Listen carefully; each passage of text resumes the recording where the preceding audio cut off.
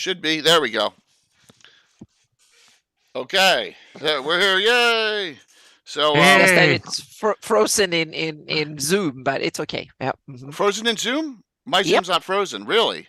Yep. Your Zoom is frozen. Oh, that Yep. stinks. Mm-hmm. That stinks. How about yours, Les? mine's working fine. Okay. Okay. It seems like Anna's Zoom is frozen here. We're having some issues. I'm trying to bring back up my Hang on a second. my channel now here. it turned dark instead of frozen. So I changed my view here. So it's Yeah, that was weird. Lots of weird stuff. Good evening. Can you guys hear us and see me? hopefully they can hear us. Yeah. Can, let me just see. Loud and clear. Okay. All right. So we just want to make sure we were here.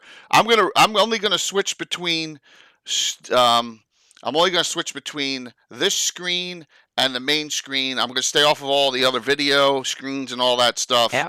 Uh, should I leave Zoom and come back yeah, in try again? it, And Anna. hopefully, Try it. Yeah. Okay, So I'll Anna's do having that. some issues. So good evening, everyone, and thanks for persevering in there. We got a nice Gabbin coming up here. Hey, LJ, we're gonna talk. So once Anna comes back on, I'll tell you how this goes. But for the time being, we're still looking for sign-ups for Les is the Invisible Conjurer. Les, say hello to everyone. Hey guys, this is Les. Some of you know me as Oblivion Seeker, and I am grateful to Jade for having me on yet again and tolerating my presence. Oh, it's not a toleration, man. It's an honor to have for me to have you on. And Yep. how's that? Is that better, Anna? No, you're black, so I can't see you in the Zoom, but it's okay. I'll Okay. what I'll do Can is you I see can the Twitch I can feed? I can see the Twitch stream. So Okay. I'm just That's weird. I'm using Okay. I'm using that instead here, so that's okay. No problem. Anna, Yep. welcome back. Thank you. How did this discussion come up? A Twitter post came up from Mattias, who's one of the two people who does Greycast, right? Yeah. And he said, I'm thinking about starting a new Greyhawk campaign, but I don't know whether I should start it in 576, 585, or 591, and where I should start it. And this was like, because this was a couple days ago, and I hadn't, I didn't know if Ed was coming on or not. By the way, Ed's on next week, everyone. Okay, just note Ed is officially on next week. Let me see if my shout outs are even working. Shout outs are working. All right, so good. At least something works. But yeah, so I was like, you know what, Manish, you just gave me the topic we're gonna do. We're gonna do this topic because I think it's a really good one because we never approached it from this way, like where we are in time frame, what has happened in Greyhawk, and this is where we're gonna place our game based on it. So I think it's gonna be a neat discussion tonight. And thank you, Mattias, for giving that idea. Yeah, so and I know Les will bring another perspective here because Les things outside the box. He comes up with all these great ideas, and Anna and I have completely different styles for how we set up stuff. So I figured this would be a neat one, and I'm adding one. So I'm adding another time set, and I said that in the Twitter post. I said I go before 576. I think, and I'm going to give two before 576, and we'll talk about them. So Les, what are your thoughts on this topic? And tell me out of those, what's your favorite time slot to play in? Okay, now this is a fairly complex question in some ways, in that I really prefer the say between 576, 579 around there, the classic era.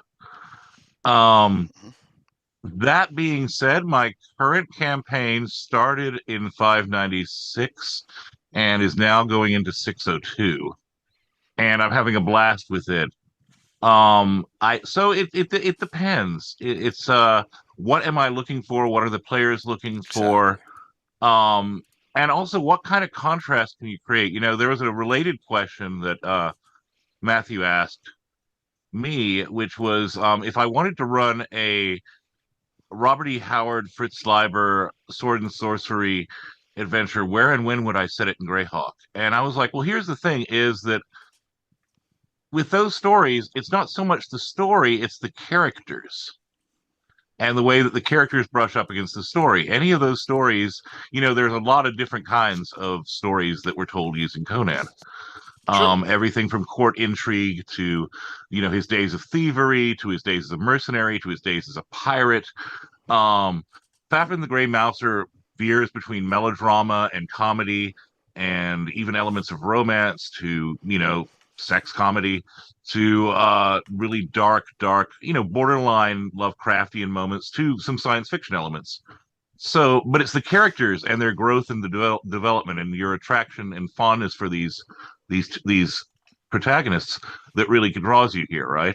And it's also the idea, and I've raised this before. I think what happens when you set loose Conan the Barbarian in King Arthur's court? What happens when you do that? So to some extent, one of the things that I like to think of when I'm doing this is not only what kind of adventures are my players looking for, but what kind of havoc can be created. Now, I'm not talking about them going, completely off the rails and the campaign becoming a massive train wreck, but I'm talking about what kind of interesting contrast can you have between the characters and the setting and era. Um, so that's one thing that comes to mind. The other thing that comes to mind is how Curtis, love it. how how much what kind of general tone are you going for? Because I think the distinct eras of creators contributing to Greyhawk have somewhat separate feels, different feels. Oh, absolutely. You're dead on. There are different kinds of vibes that you're looking at if you're looking at the Greyhawk Wars or the Aftermath versus the Roger Moore era versus Living Greyhawk and Paizo Hawk. And of course, even within Gygax's own campaign, you had him as DM and you had Kuntz as DM, and there were kind of distinct feels going on there. So yeah, that would be my general take on that. Those would be just my initial observations. Well, unless I agree with you that I thought about what I do and how it's bounced and changed, and I've done them across all time zones, right? Because Yeah. I started new adventuring groups as the time progressed, as we went by, and I think I want to kind of share that thought, and how the feel was a little different with each of them. So it's a great point, and the crossover for me is how many published source characters in each of those time eras make it into the game and interact Yep. with, and that's something that I think cool we can discuss too. And so, Anna, I know you are a 591 gamer because of the Shieldlands. Yeah, my take have always been, always thought that I needed to have as much source material as possible. And it didn't strike me and that I can actually play before the material. If I wanted to use Living Greyhawk adventures and the stuff from Living Greyhawk to play with, I've always thought I had to set my campaigns after Living Greyhawk. So that's why I did. So I started playing in 595, something like that. So I've kind of made a few hops. Back in the day, I didn't think about years much, but then I always felt like it. But now I'm starting to realize I can use any material and set my campaigns even further back in time. So I'm toying with the idea of running a historic campaign set in historic times to let my players create the backstory of future campaigns. But that is something I'm just starting to realize. It took me 40 years to figure out that I could actually do stuff like that in my campaigns. So yeah, yeah, that's great. That's because that's one of the other things is with the cool thing where you have like a stretch of history, even though it doesn't even have to be hundreds. It could be hundreds of years. It could just be a few decades, right? What I've done in my campaign is the current campaign, which I said is like 596 or so through six. We're starting 602 now, but I've also 599 now. So yeah. Yeah. So what I've done is there are elements of the backstory that I have gone back and they're set around 578. 580, 581, and I'll have one shots or two parters. Sometimes they're convention games, sometimes they're just holiday games or whatnot. Like I did a Halloween game at the friendly local game store. And the events from those will wind up informing the present of the campaign. Yep. So basically, you have different players impacting other sets of players and characters across time. And some of these players may know each other, some of them may never meet each other.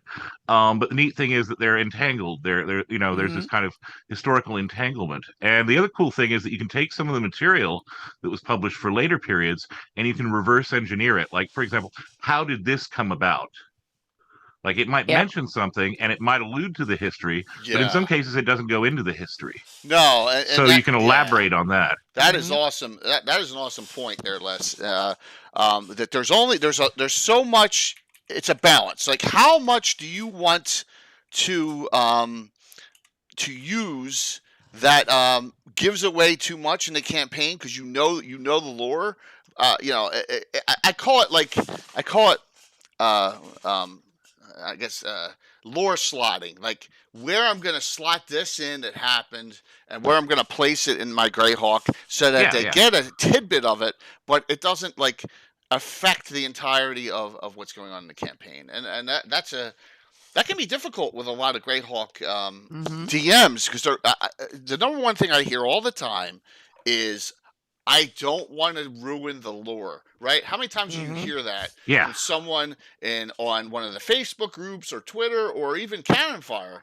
They come on and like, man, I'm afraid if I run this here, I'm going to ruin the lore. I'm going to mess the lore up. And we're like, no, you're not. You're going to enhance the lore. You're going to make your own lore. Thank you, Curtis. You're going to make lore that everyone's going to, that people are going to enjoy.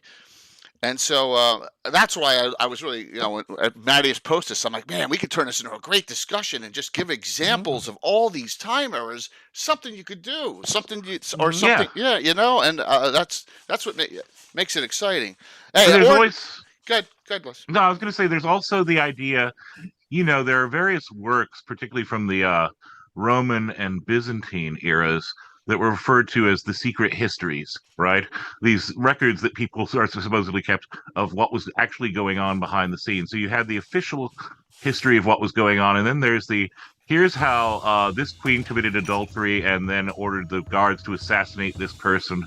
So my other take on lore is that you have the official published lore history, right?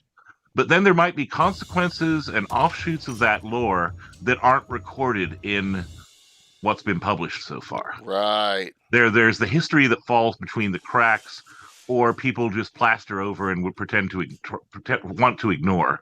And of course, that's always the stuff, pardon the expression, that comes to bite everyone in the ass. So the players, that's something for the players to deal with. So, do you all remember What's New with Phil and Dixie Dragon? And there was one episode where it goes, you're going to know what it's like to be the pawn.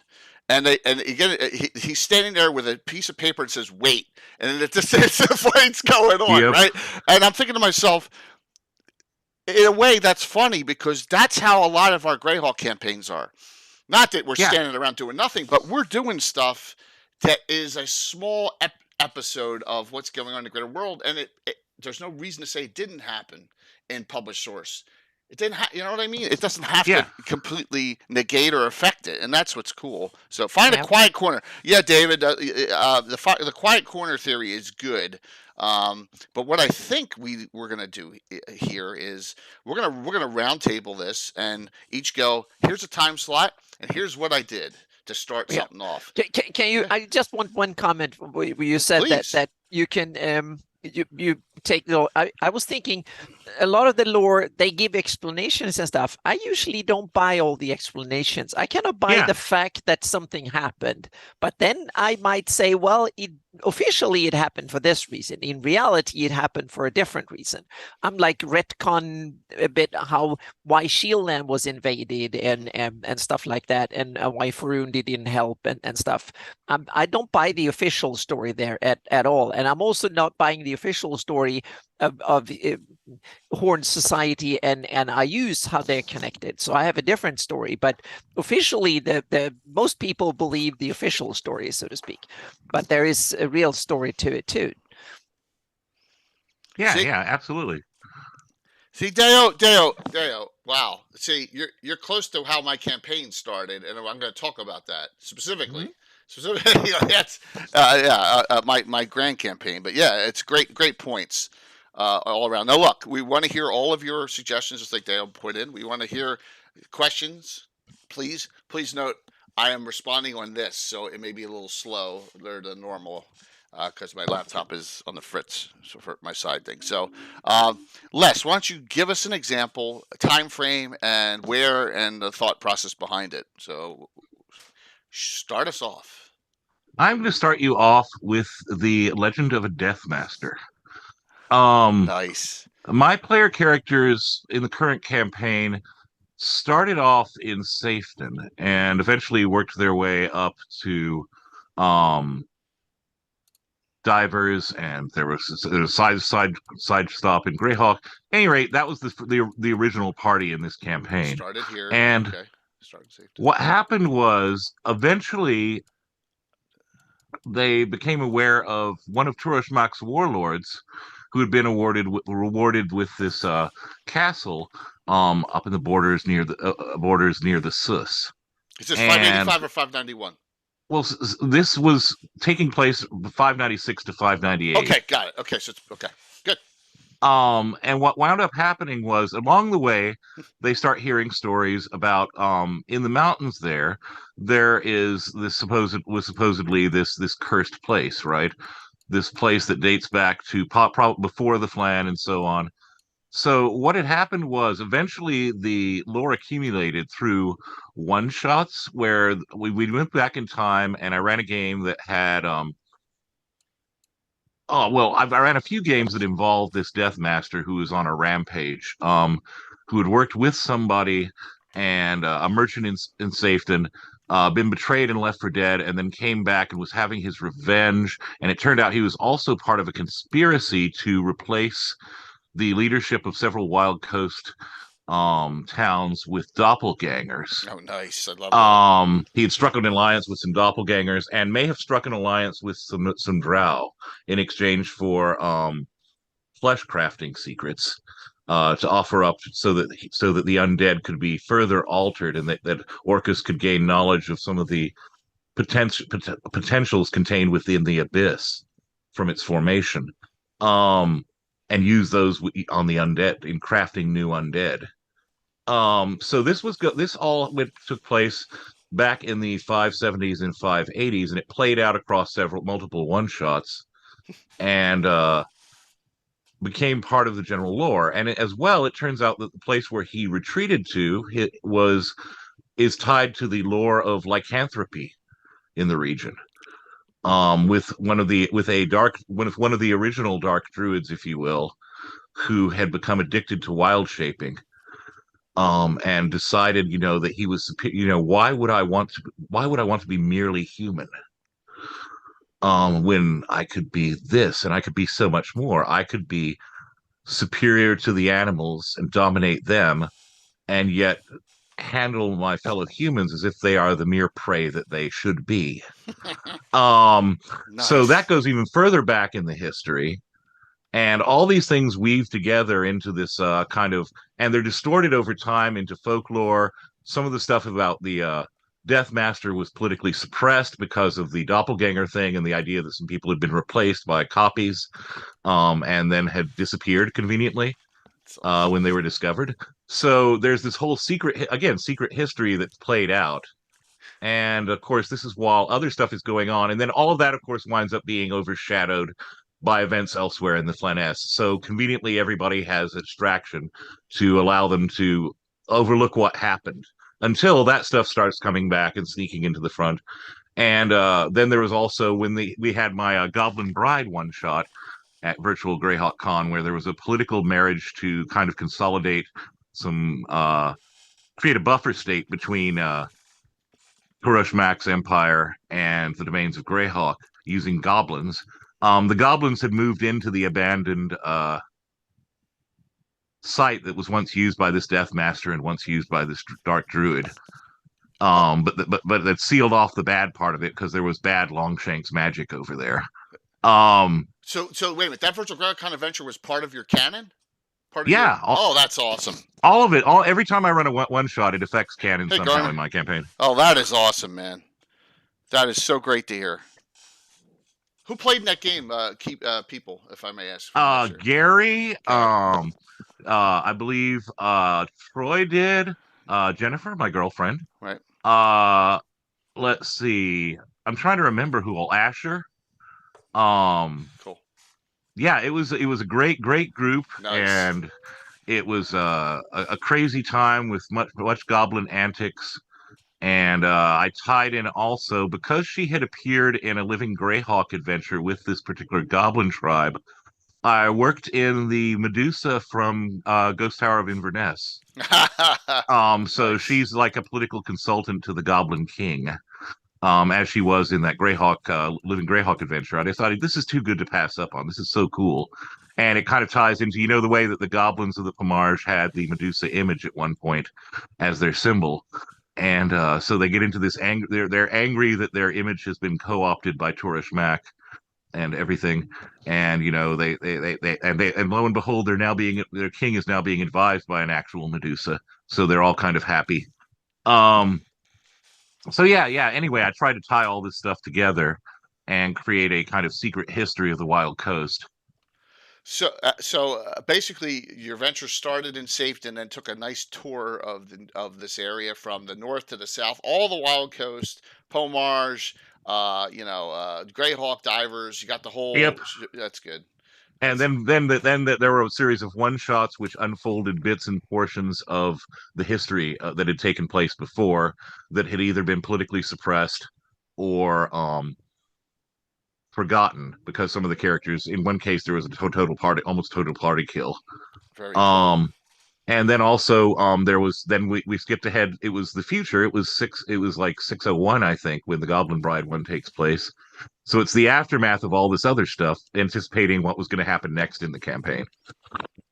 So is it still ongoing, or is there still stories to be had? Different groups, but all in the same. There's nothing wrong with that. All in the same timeline, if you will, basically. So stuff that happened in another part of the world, you might encounter somebody who survived that, or hear rumors about what happened from the fallout of that. Or if you go to Greyhawk, the consequences of that are still felt. So yeah, there's still kind of, it's a living world. It's kind of like yours that way, Jay, where stuff that happened continues to have resonance, and you still meet characters, and maybe some character who a past group of adventurers met winds up being run across an NPC, a later group of players winds up running across the same NPC at a different age. So that's awesome, man.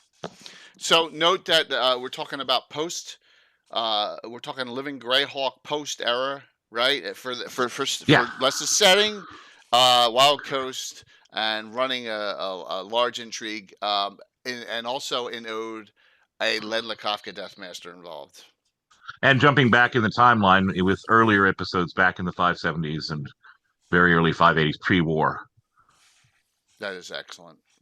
So you tied post and pre and post, which I love doing. I love having some background history, which you all know I've been doing for years in the Lort Mills with the Hateful Wars, as an example. That just makes Greyhawk more alive, Exactly. So, yep. Awesome. By the way, next week we'll get some of that from Ed, because we're going to talk about momentous events in Greyhawk and the Forgotten Realms. So we'll hear about some of that stuff I've never heard of before next week, just so you're aware. So, hey, Dale, you just missed, you were part of the discussion with Les's game. So, very cool kickoff start, Les. Thank you. That was a great one. Cool, thanks. All right, Anna, what we got? Okay, I need to dive into my current Shieldlands campaign, because that's the one that is mostly underbuilt deep, so to speak, and it's taking place in 598, 590. We are on this second day of 599. We are Needfest 599, so it's after the Greyhawk Wars and the Living Greyhawk period, so to speak. And the reason I chose that was primarily because I wanted all the back material to work on, so to speak, and I wasn't smart enough to figure I can actually use it before it happens, but I didn't realize that. So I just went with everything, and it's set the main and the other reason I wanted to set in that area was it's kind of you have both the good and the really bad, so to speak, close to each other. So I felt I had the whole moral registry or span between the holy knights of Heronius and the worst scum of I use neck and neck, so to speak. So and I wanted to, instead of starting in the good place and then go to evil, I thought, damn, we're going to start it behind IU's lines and let them start tough that way. And so I invented a little village called Aldet and started. And the first thing, and then I realized that the characters are 0 level. I started at 0 level, so it's meaning so we have small little intrigues. So in the beginning, it was simply surviving in the village and dealing with the 3 Iusian priests in the village. The highest was like a level 4, and then there were a couple of first and second levels. So they were really tough opponents, but not deadly in that sense, so to speak. And the first the basic premise is also that the either big antagonist in the area is a hobgoblin called Glushnag the Mighty. He runs Gensal, that is the big town next to Critwall, so to speak. He's the enemy that is closest to Critwall, that Ius sent him and his hobgoblin hordes to kind of be the sore eye of against Katarina and Critwall. And Glushnag the Mighty, he's originally from the Horn Society. He led some of the big armies of Horn. He's like a 14 level barbarian thingy, and he has a spear, and he is a really, really good fighter and leader of his troops. And he's unusual for being a humanoid in that sense that his underlings love him. They really like him because he takes treasures and scalps and stuff, and he just hands it out to his men. He doesn't care about personal wealth at all. He simply he just gives all his wealth to his underlings, and they love him for it, so to speak. And he just loves to kill as many as possible and just show off with his spear. And he has a really powerful artifact, a spear that is returning, so to speak. And he does damage when he pulls out as well as when it throws it in. And he can throw it much longer than usual. But here comes the twist. Glushnag the Mighty, since he's originally a Horned Society servant, meaning he served the Horned ones and stuff, and so he thought he was on Iu's side, but then Ius got untrustworthy and started screwing with his former masters.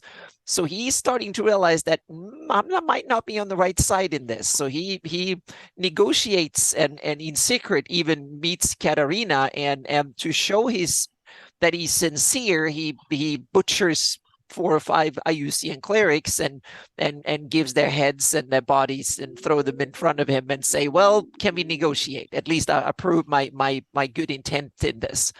And because he's kind of, so he's dealing in both sides, because he thinks that if he can get non-aggression treatment with Heronius, he might be able to go back and claim his ancestral lands instead of fighting someone that he's not really interested in fighting. So there's a secret understanding, and they have a hobby, and that's killing Iusian clerics. They both, Katarina and Glushnag, loves that, so to speak. So they actually meet up from time to time just to go and hunt down some Iusian clerics and have fun doing it. And they're as evil or as good as they can be, so to speak. So there's a twist to that's the local politics in the area. And then you have the higher one is that Ius is cash-strapped and desperate, so to speak. So he doesn't want to feed his troops, and then Glushnag figured that out, and others. And then the characters were inserted into this politics, and Ius is sending out Wayne and to investigate and to see why the heck nothing is happening. I'm not getting treasure coming out and stuff. And he finds started to interrogate the locals, and that's when some of these soul husk were created, and the characters go there and started making, with Katarina's help, to make lives miserable, and they starting to fight Wayne's people at the Dragonhide caves. What they don't know as well is that the Dragotha was the caves where they hid from her, so to speak. So there's like multiple levels of there's more and more politics at the top that the characters haven't even discovered yet. It's coming, so to speak. And so it's kind of it's building from in the beginning. It's just the local little thugs that Iusians have, and Glushnag, who is kind of wavering which side he wants to be on. That's the premise that we're in still. And then there's 4 layers of politics on top of it that that affects where it's going, so to speak. The players are just starting to discover these higher. They are 6th level now, so they're or on the verge to become 6th level. So now they're starting to become part of politics, so to speak. That's awesome. Yeah, that's really cool. Yours is really, really in depth.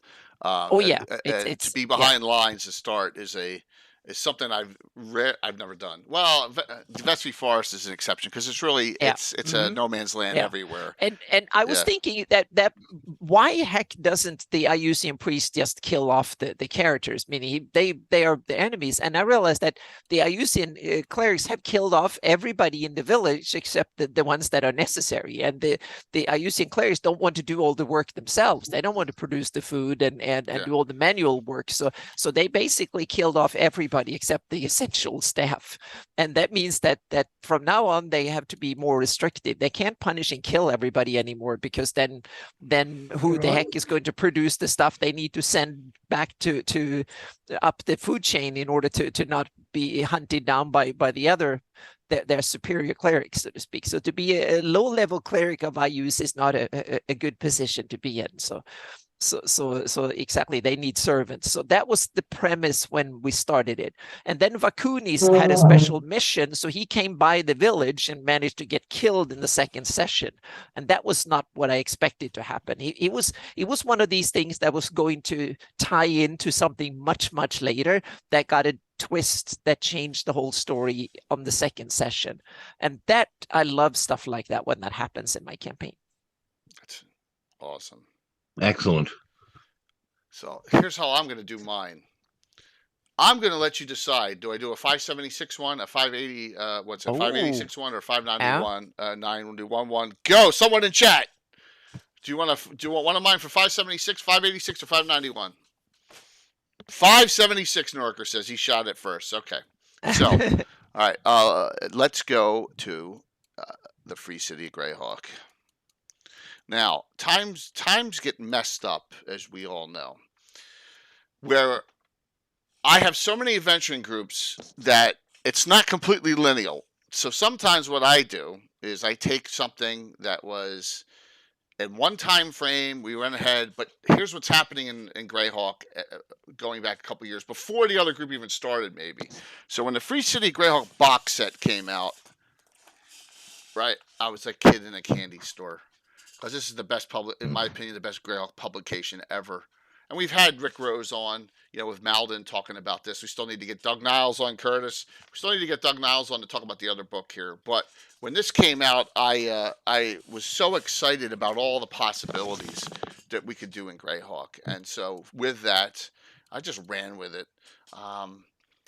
The factions in that book, we created a group, and it's called, and you know them, it's called the Iron Brigade. They're my highest, they're like the most powerful group we have in the Flannis in Greyhawk City.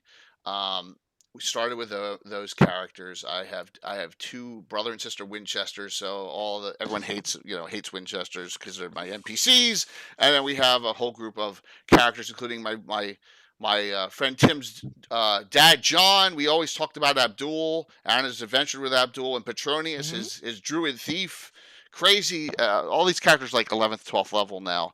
And they started off just doing missions, whether it was going up to taking missions up to Diamond Lake. This is before Living Greyhawk, right? There's no Diamond Lake map at all. There's none of that stuff. There's none of the stuff from Age of Worms out. So I'm running up to Diamond Lake before that, doing adventures to protect Grossick Rottle. The mongrels of the putrid tongue are big in this era. So we all know about Tim's, you rip your tongue out and the orcs are breeding with stuff and Elmshire's getting raided. So all this is going on. And in that time frame, we're running this group for 10 years. And in that time frame, then the 576 era, then I start incorporating the wars in.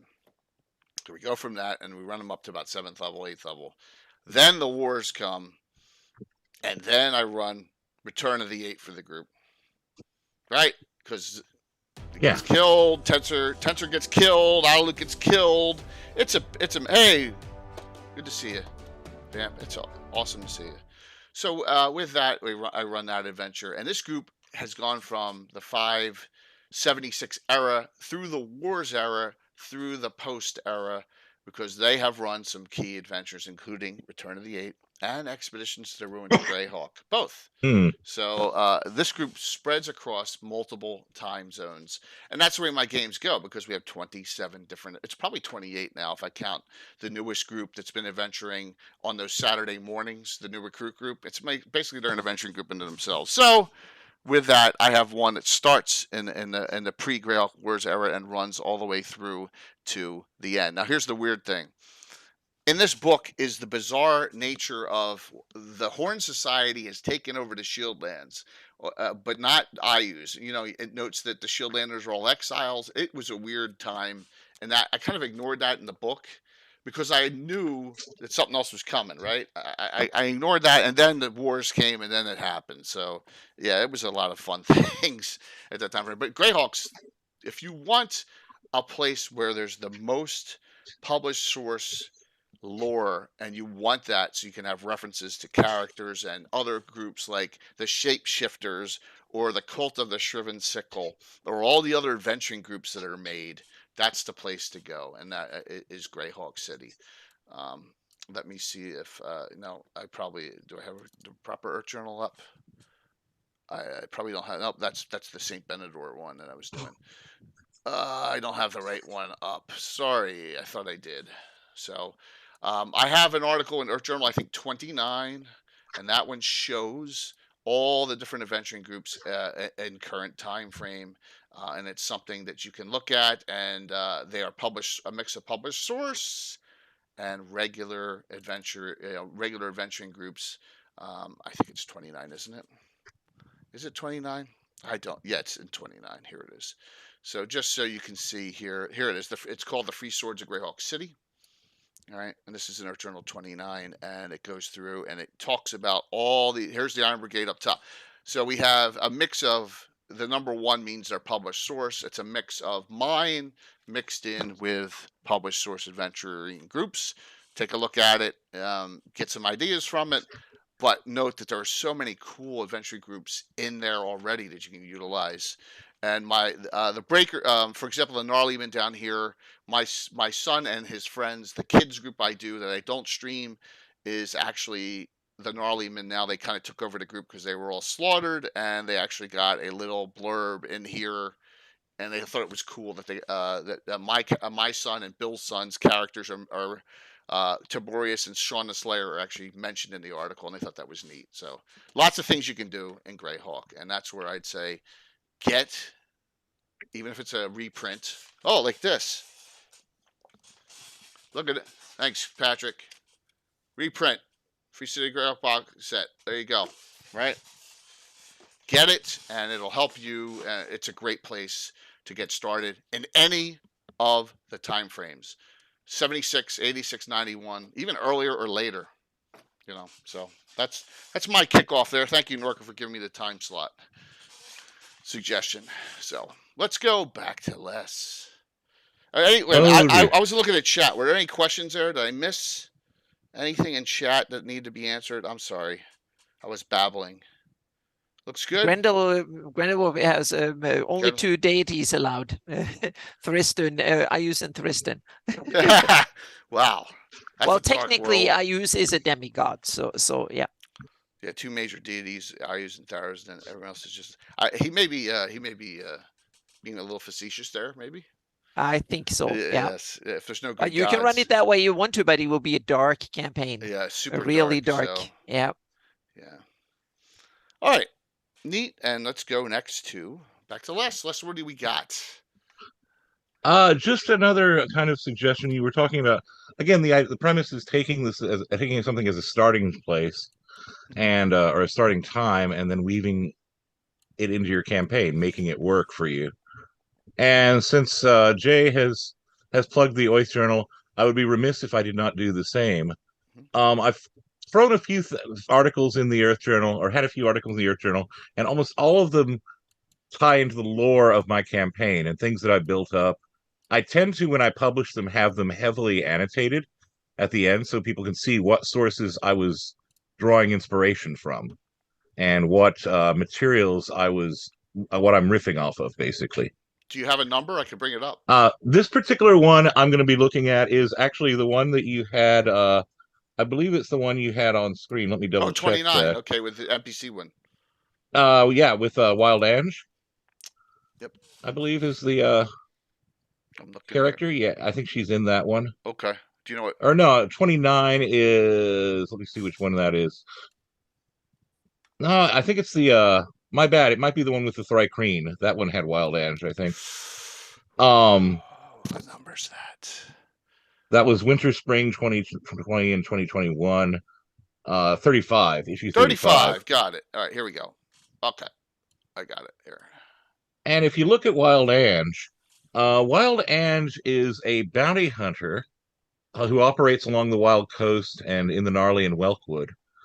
And she happened to be, when some of the cities were falling to the Tourishmak's troops, she happened to be around, and she is one of the people who exposed a Sewell mercenary group that was in there. They helped evacuate people from the city as it was falling, but then they wound up selling them off to slavers.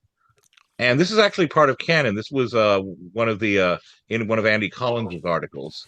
Oh, nice. The whole bit about the mercenaries. But what I did was I had Ange uncover the documents that proved that this group was in bed with the Scarlet Brotherhood and working with slavers. She's a halfling too. Oh, cool. She's a halfling. Yep, she's a halfling who is modeled on a certain Western character. Yeah, Anne Oakley. No. No? Steve McQueen, man. Captain Will Travel. Oh, there it is. Yeah, it says the DM might consider inspiration role play and Steve McQueen's Josh Randall's and Wanted Dead or Alive. Oh, nice. Yeah, if awesome. It were a halfling, and she rides a runt owlbear instead of a horse. Oh, see, that is cool. And the cool thing is that basically once it came out, her cover was kind of blown, and it's now rumored that she was actually not only operating as a bounty hunter but as a spy for the court of Selene. Awesome. She disappeared for a few years. It was rumored she was dead, and now she's back. And no one is sure whether she's doing that because, Selene's gone full isolationist, and she feels obligated to go back in the world, or whether she's secretly acting on behalf of either Queen Yolanda or factions within the court. So her reappearance has triggered all these rumors about what's actually happening in Selene as well, politically. Because, well, if she is a spy, and no one's sure that Wild Ange is a spy, then it might signal, a shift in elven policy. Or she might just be a bounty hunter who retired for a while. Or she might just be, someone who just got tired of her retirement and of dodging the Scarlet Brotherhood's assassins. So this is a 581. This is a Greyhawk Wars era.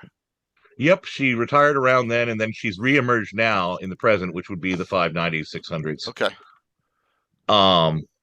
But yeah, she exposed that group in the 580s, and consequently, the Brotherhood wanted her dead, and she just disappeared into Selene, and everyone assumed that she either died or retired or something happened, and then she reemerged. But that's one way that, like I said, you can take this incident, the incident Collins describes with the mercenaries being outed as, in bed with the Scarlet Brotherhood, and then you can go ahead and weave this other thing that splits off from the side of it and becomes part of your campaign. Wild Ange is a character who was much loved by some of my PCs who met her, even though she's scary as hell. Which is that's not the phrase that automatically comes to mind when you think of a halfling, but it is if you meet her. Is her alignment unknown to the party? So I don't want to give it away. Yes. Okay. Her alignment's unknown to the parties. Because again, she has a reputation as a badass bounty hunter, which she is. That is cool. But she's so much more than that. There's also an article in the latest Oath Journal, where I took Badwall, which always fascinated me because if you remember, it's in Artifact of Evil, as one of the places where Gord and company stop, and there's a throwaway. It's not even a throwaway line, but there is a line in there where it mentions Badwall producing honey. Is this Sheltering Ancestors? No, that's another piece in there. Okay. There should be the Beekeepers of Oh, there it is. Badwall. Beekeepers of Bedwall, page Mhm. 22. And Okay. I was like, back in the day, honey has so many medicinal properties Yeah. and is such an important thing. But Badwall is a rundown little hole by the time Gordon Company get there. So I'm like, what happened? And furthermore, what was the thing about Badwall? So I created this entire history of Badwall and Badwall's beekeepers specifically, and how it ties to an ancient Flan ritual. Um, which in turn ties into the elven trees, by the way, because the club that was used in the original ritual may have been from one of these sacred elven trees. Or Okay. it may not have. It just depends on which version of the legend you believe in. But basically, it's a kind of annual fertility rite in Badwell, to celebrate the changing of the seasons and the pollination and everything. And but eventually, the beekeepers of Badwall mostly left Badwall itself because situations between the Sus and the Pomage, things were just getting untenable. So many of them hauled off their bees, and it helped. It was one of the contributing factors in Badwall's economy becoming cored out. Um, Bedwall's like out of the way, and if it weren't for the Gourd books, I don't know if it would be used, period. Correct? it's a convenient. I think that it's a convenient. I've had my players pass through and around there before, Okay. depending on the timeline, because obviously it was relevant enough to get sacked by Tourish Max forces. Mhm. There's stuff that was in the Living Greyhawk, like rumors from Badwall, what was happening in Badwall. So I was like, it's clearly a place that had some significance, and if you're going, depending on where you're traveling, it would make a useful rest stop. Yeah. And of course, what time period we're talking about. But my thing was, how did it become, of all the places on the Wild Coast, Safeton, Narwhal, these other places all have something going for it, whereas as described, it's like this rundown border town, basically. Yeah. Um, and I was like curious about that, and I was also curious about developing the honey thing, particularly given the fact that you have Sul settlers on the Wild Coast as well. So you have a combination of goddesses, like these basically two goddesses, one Flan, one Sul, wind up being worshipped, and neither one of them is particularly objects because they're both getting attention, so it's all okay, really. Um, Hmm. but yeah, I wanted to tie that in. The short version is that the elves would not teach the secret of beekeeping to the Flan, and so one of their great hero warriors was punishing a man who had been doing horrible things to the locals. And the method of execution involved the man being buried up to his neck, and his head was then hit with a club. But the club that the hero used was enchanted, and when all the bad thoughts were released from the man's head, they emerged as bees. Oh And dear. that was the beginning of the beekeeping in Badwall. The bees all settled down, and basically the hives that they settled in were all shaped like heads. Oh So that's man. really cool that you tie in I ancient thought I were lore. cruel in my games. It's really cool that you tie in ancient lores about the elves are Mhm. not sharing just normal ways to fertilize or get your plants and And your bee or ready to have your bees. yeah, yeah. And that'd be the other thing. And that'd be the other thing is the Sheltering Ancestors article arises from something that was very early in the current campaign. And it's a secret. It was a secret that the elves had been keeping from everybody, including half elves, except for a select handful. Like Oh the wow. elder elves know about it. If you're an elf below a certain age, you're not told this because you might mingle too freely with humans, and this is a secret that cannot be shared with the humans. Um, Oh wow. and it's basically that some of the first ancestors, some of the very first elves who existed and has helped establish the elven kingdoms, entered a state like reverie and began hearing music, and they asked their followers to plant them in the ground, and from their bones emerged these trees that mark the boundaries of the elven kingdoms. Oh wow. and their family members, their immediate families followed suit. And these trees actually, if you have elvish blood, although again the secret is kept from half elves and kept from younger elves, you can identify these trees and actually open them up, and there is a space that's almost TARDIS-like and larger within, where you can rest and find comfort, and basically the ancestor, and you can commune with the ancestor who will talk to you, because of course the ancestor is curious how its descendants are doing. And each tree has its own personality. Some of them will be extremely grumpy with you. Some of them will just be like, please, please, please tell me how my granddaughter's doing. But at the same time, their personality isn't purely like the elf that they once were, because it actually has merged with the oath. So and you're only talking about two, maybe three generations. Yeah, not many. Yeah, as far as elven age goes. Yeah, yeah. And it's curious. I mean, like I said, that's the thing, is that this became such a thing that they realized that this is, the idea that you have not just trees marking boundaries, which you can easily just tell everyone, oh, these are taboo trees, please don't cut down our sacred trees. But this is different. These are your actual living ancestors. Wow. Who have fused their personalities with the oath itself. So there's a reason why elves under a certain age, and those elves who are now acclimated to interacting with human culture, they don't want to share that information with them. And I think you can see why. It's because humans are horribly, horribly unpredictable when it comes to that thing, and they have a tendency to want to hoard things and take things. So they're extremely cautious. And the ancestors themselves are a little bit grumpy about this, because they're like, well, if you weren't meant to mix, why would there be half elves? And why are you keeping the half elves away from us, for that matter? Because they're our descendants too, and I want to know how they're doing. So some of the trees are actually kind of like not very happy about the fact that their descendants are trying to keep them in isolation. You just gave me an idea for the adventure I'm going to run Thursday. Oh, okay, cool. So yeah, that's awesome.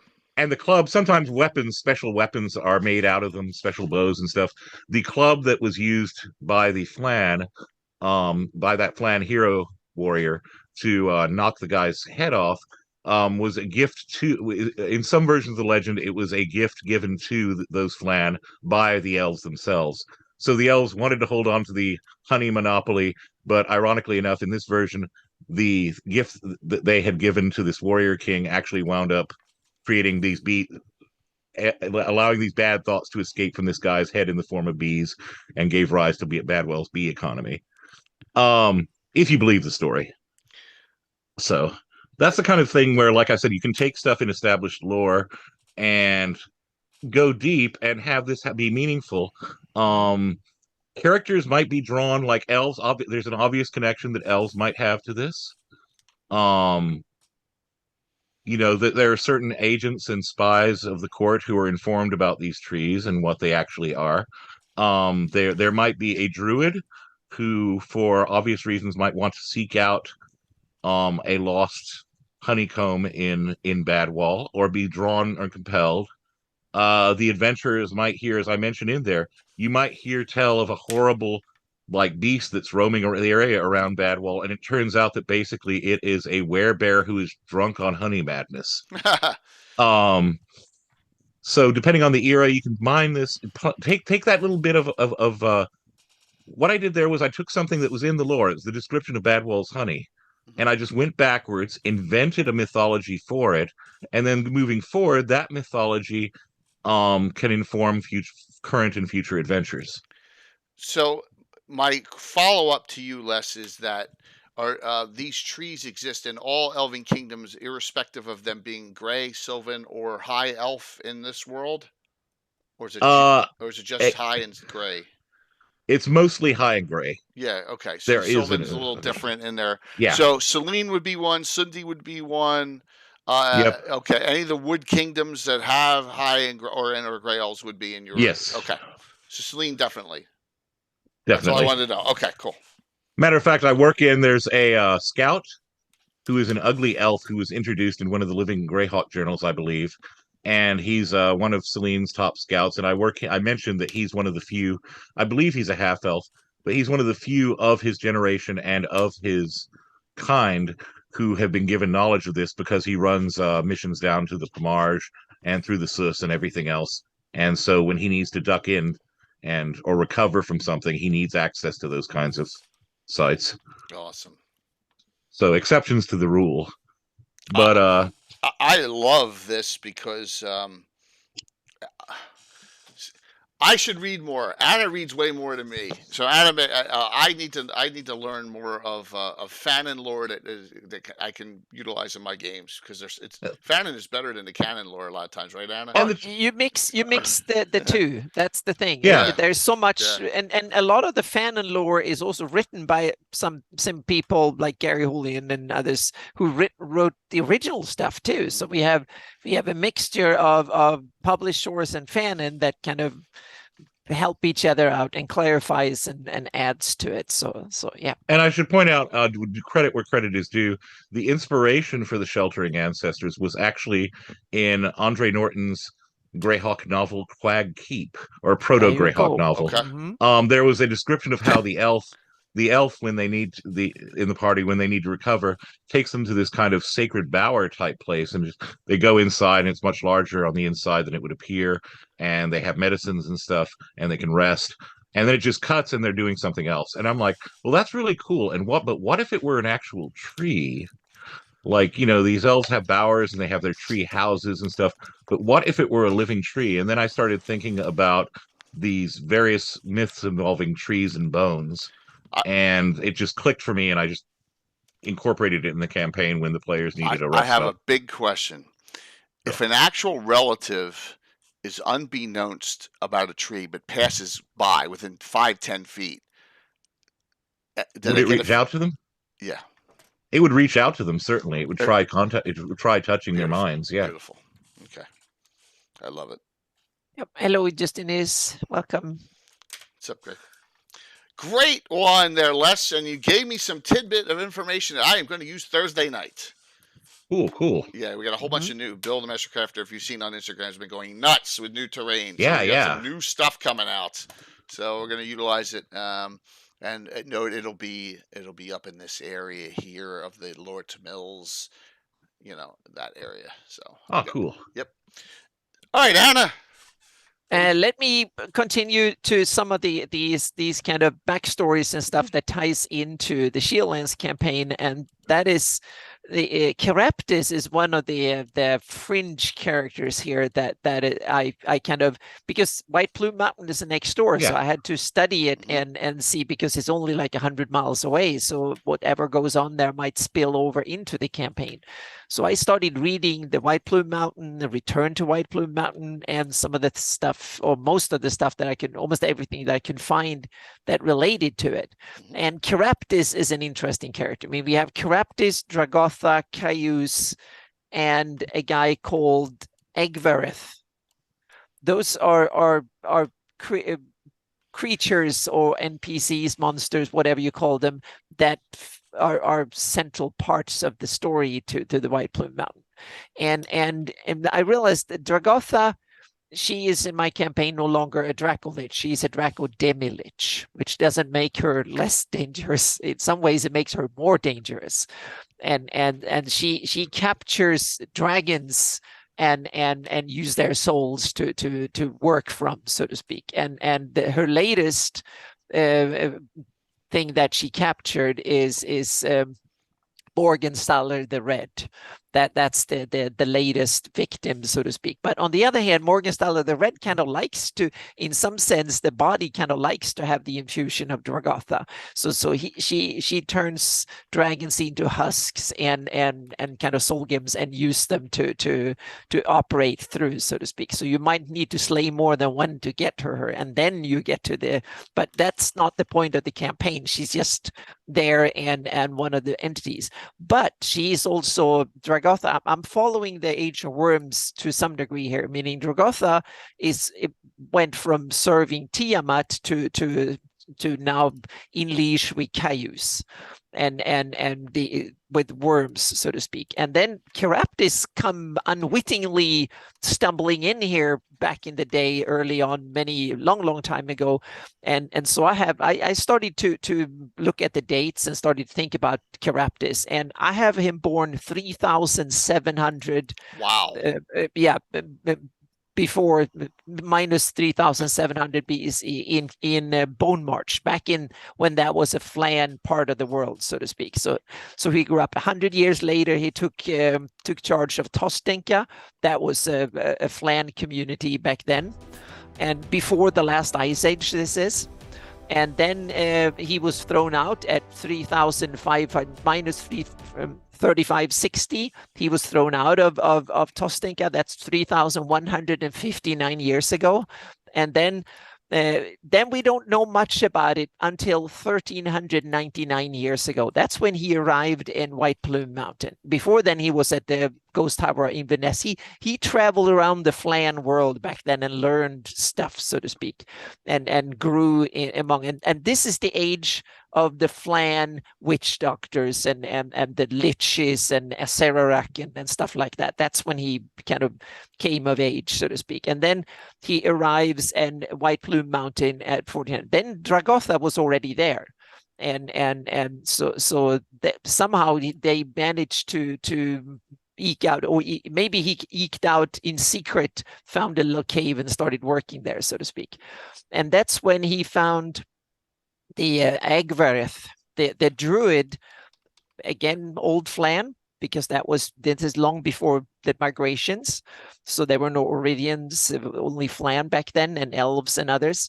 And he found Agvareth, and they started fighting. What they didn't know was that Agvareth was not the nicest druid ever, so to speak, because Agvareth had a deal with Moxlick back in the day, so to speak. So Agvareth, he lingered on in that lava pit afterwards. And he also had a daughter. Then the daughter wondered what the heck happened to his dad. So he came around and found the ring that Agvareth had, and the snake ring. And then when she found out what happened, that the Caraptis had killed Agvareth, so to speak, she vowed to start a cult to avenge him. Because she found out that Caraptis being reborn, because he screwed over Nerul back in the day. So Nerul let him be always dying. So every 20 years, he always wasting away and dying. So every 20 years he dies, and then he needs to find another body to occupy. And then he withers away and die again. That's his curse, so to speak, because he abandoned Nerul, and so Nerul has cursed him in that sense. And so the daughters of Agvareth is still a druid cult that are always trying to find the next Caraptis and kill them, so to speak. And so they're always trying to. It's a cat and mouse game that has gone on for 500 years now. So, and the latest. That was some, but I've had 5 or 6 other interactions in history through it, so to speak. In 87, there was a fight when Dragotha was finally put to being killed and turned into a Dracolich. That was 87 CY, and that was a Esville Peak. And there's the guy that is the hang on a second. He's the warlord, so to speak, the war duke. He's the guy that did it, and he was one of the Horned Society horned ones that did it, so to speak. So I tie all this in.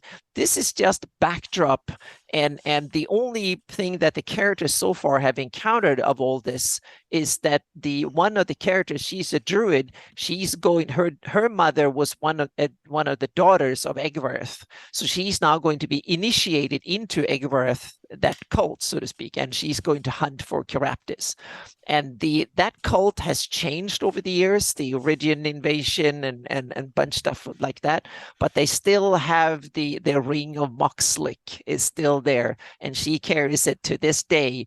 And the other cool thing is that when the characters, and I hope that my players don't watch this, because if they look at the ring of Moxlick and they see the old sign of Ayus, it's the ring of Moxlick. on the two. Oh, Yep. And that's I'm not going to tell why I use that sign of the ring of Moxlick, but gotta be a it's there. reason. Yep.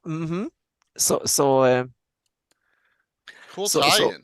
yep. So I want to have 10 times more lore and tendrils and possibilities that will actually happen, because that way if the characters find something, you can tie it in NPCs and stories and stuff, and then whatever the characters, what rabbit hole they want to go into and send their characters, and that happens, what people talk about and stuff. So I want to have more, not just like, oh, this is the story and there is a boss monster end. No, in my campaigns, there are 10 boss monsters they can fight, and all of them going to kill them if they get too close, so to speak.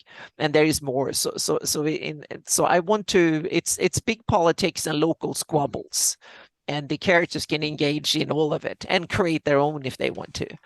So that's part of it. Yep. Excellent. Love that. I never heard that one before, Anna. That's really cool. Yep. All right. So it's the in the 83 box set, I use the shield I use as a snake that it's coiled up, so to speak. And there is one snake in the Greyhawk history, that's the world snake Moxlick. So I kind of tied the two together, and then I kind of weave them a little bit more together. So yeah. So we've got some. I've done a 576. Les has done some that have spanned. Anna's about 591. 599. Yep. Yeah, but 591 Yep. plus. Yeah, running out. Yep. This one here, I gave I gave to Mattias. I said, Mattias, don't even start in 576. Let's go before that. So let's just. And start. Dale, that's cool. Make Warduke a Death Yeah. Knight. Oh, absolutely. That's of my Nerol, take not on of it too. not of Demogorgon, of Nerol. Yep. He said. Mm-hmm. So Yep. let me bring something up here. I think I already got it here. All right. Here's the original 80 folio. When I was a kid, I've told this story a couple times. I fell in love with this, the brief history of Eastern Auric discussion. And when it gets to near the end, it's right here. This paragraph, what is it? 2 paragraphs is all it took for me to fall in love forever with Greyhawk. And this is the Battle of Emerald Meadows highlights this growing realization of mutual interests. This is 569. Mm-hmm. This is 7 years, and if Jason Zavoda were still around, Jason would tell you he ran pre-576 all the time. He never got to 576, right? So I love this core era before everyone goes, oh, this is when I'm going to start my campaign, because there's a lot going on. So we're kids, 12 years old or whatever. What do? Our first generation of characters. We were at this fight. We were pawns. That's awesome. Guys with pitchforks. Yeah. That's great. Right? That's fantastic. Now 16-year-old humans. Yeah, a 16-year-old human my character was. We all had one character, and this is where we started, was this. Because, remember, in this 78, 79, 80 era, you have tournament modules. Mm-hmm. Then Hamlet came out. And that got us overly excited, but Temple didn't come out for another 5-6 years or 7 years. Yeah. It was, from this, and let me see if Mike did this. This is from Greyhawk Mike, the Battle of Emerald Meadows. Okay, and he elaborates a little bit more on it. If you don't have this, it should be easily found on his blog spot in Greyhawkery. If you can't find it, and you want it. If you can't find it, reach out to me. Okay, but just note, Mike has got some really good information, more detail as to what happens here in the Battle of Emerald Meadows. So what I'm suggesting to you all is, if you're going to run a Hamlet campaign, if you're going to start there, or you're going to start in the Wild Coast, or you're going to start in the Gnarly Forest, or in Verbebank, or Divers, anywhere around in this area, why not pull this lore in? Because it's momentous lore of Greyhawk. We'll probably talk about this next week with Ed on, but it's only a few years earlier. It's not like it's 100 years ago. So and this is what I did in my campaign, unbeknownst to me, and it's right here. The Battle of Emerald Meadows is right here right here at Emery's Run. Here's Hamlet, the Moat House, Knoll, the Temple. It's all right in this area. So take it and do what I did. I talk about generational characters. We had our first generation characters. That's this. Gazumba, Hawk, Fensick, Leuven, Tim, they're second generational characters. So this is our first generation of characters that we started out with way back when, and that we did this story on 569 start. Now, I'm going to make another suggestion. If Gary's still on, he may like this. I read his Priest of St. Benedor article over again, and for doing my especially Priest of St. Benedor for the next visions that I submitted. And it talks about how pissed off Benedor is finding out only in 563, Beaumarch and Spinecastle fall, right? That's only 6 years earlier than that. Why not start, if you want to do this area, start with a Spinecastle has just fallen scenario. Or run it before with your party. Run it as make the fall coming, so to speak, and make it kind of in Yeah, I'd make it inevitable because there's so much data on it afterwards. Go ahead, Anna. And I would say one advice, because this might sound overwhelming, meaning do I have to read 200 pages or 500 pages in 50 different publications and fanzines and websites and blogs and whatever to get there? What I suggest is that you take an area that like Hamlet or something, but don't start in the Furbolmonk or Hamlet or Temple of Elemental Evils. Invent your own little place some miles away, only a village, whatever, and then get the local set up, and then don't talk about Temple of Elemental Evil and the other stuff in the beginning. Have that as that's coming, so to speak, and that the evil thug that is going to be the main antagonist the first sessions, he comes from the Temple of Elemental Evil. He's taking it over. You read through the story of it, but build your own thing on top of it, and then as you get into it and so on. So in the beginning, you don't have to have all the facts right, so to speak. You don't, because you can make your own little pond to play in the beginning, and then expand from there into the lore as you go, so to speak. That's one way of doing it. The other way of doing it is taking the Hamlet module and playing it and just run the Hamlet module, so to speak. But I want a homebrew, so I'll invent my own place, and then they go to Hamlet once I've read through it and made my version of it, so to speak. Well, I wanted to show this. I've shown this before, but this is when we revisiting. These are all like here. Moat House Assault is not until the 5th adventure. We did all these side treks and all. We started with first level characters and restarted it from scratch. This is the group. Unfortunately, the name sucks, the Omega Patrol, but I didn't name it. So as you can see, there's a lot of those that I made up, and there's so much great information. And here's really the irony of this area. Is there's so much crap here from Living Greyhawk, right? Yeah, it's Temple of Elemental Evil, Rasmatas. Hamlet, Temple of Elemental Evil, but I'm talking about the Battle of Emerald Meadows, Rasmatas, which is in 569, which is where you want to start. But you can come from areas. Look at all these towns you can come from. You don't even know the background on them, because most of them are, it's all Living Greyhawk. So you got plenty of gnomish communities and there's halfling communities, human.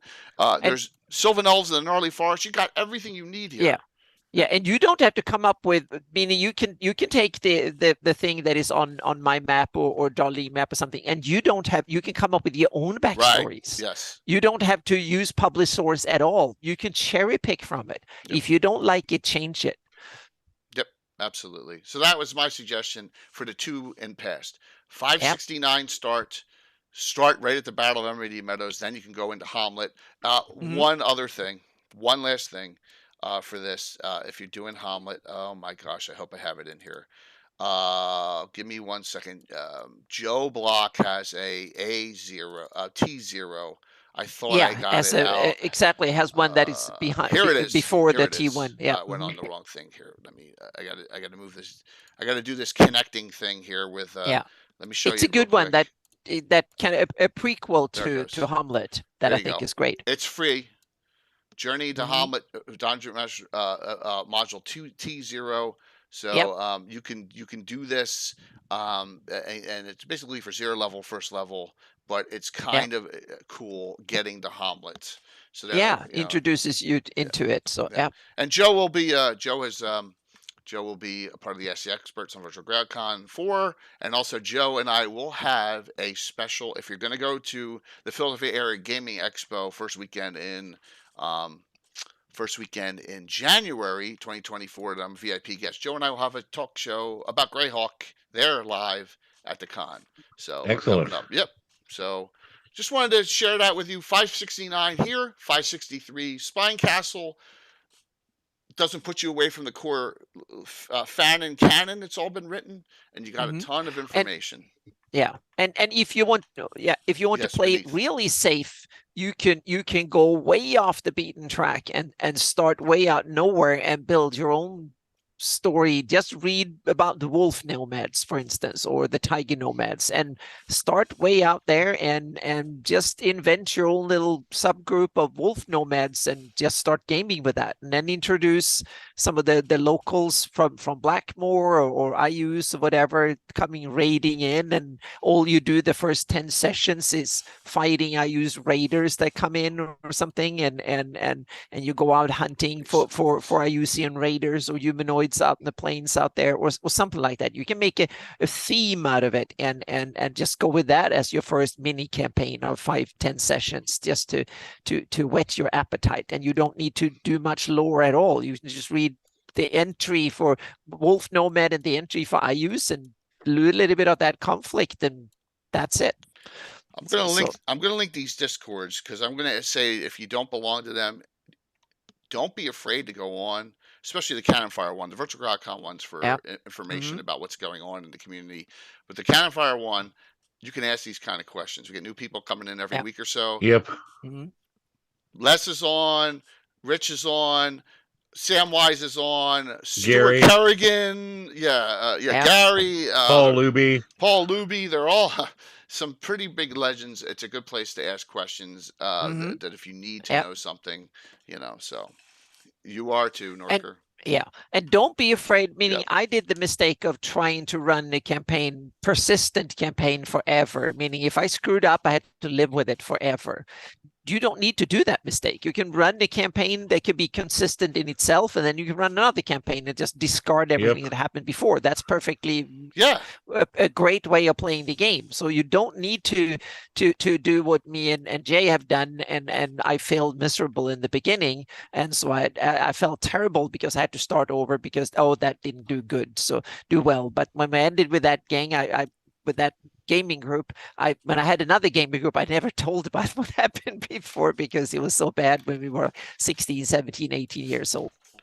And I've learned now I like to run a persistent campaign because that's part of the challenge, is part of the fun. But you don't have to have that challenge. You can skip it and just, you can run one shots and you don't have to be persistent if you don't want to. So Norker, that's Wednesday. Let me just shout this out. Wednesday is Stolen for Greyhawk. Is the topic for discussion. Yeah, that was interesting. I didn't understand what that meant first. So it's going to be an interesting one. Yes, that'll definitely be Wednesday on Isle of Dread, and a lot of other stuff. But note, I bet you Les will say the same thing. I had no clue what I was doing when I was 12, 13 years old in Greyhawk. Oh, no. So just note, I had some pretty hokey shit back then, right? But we all did. Exactly. So it's you're allowed to mess up. Okay. Yeah, it's not a problem, because you can always undo it somehow. There's some way, a little trick of the trade to undo something if you feel like you want to keep the campaign persistent. Not a big deal. So, all right, Les. Next round. What we got? Well, I still have some hokey ideas, darn it. But no, I was going to say the other thing that to bear in mind when you're dealing with campaigns or issues of continuity and lore would be, for example, the elves. In most Greyhawk campaigns, you're looking at, like you were saying, just a few generations back, but you can have it so that at least that's what the humans think. Or you can have, and you should also take into consideration that from the elven point of view, because they're so long-lived, their perspective of time is radically different, and their experience of time is. I go into this in the article.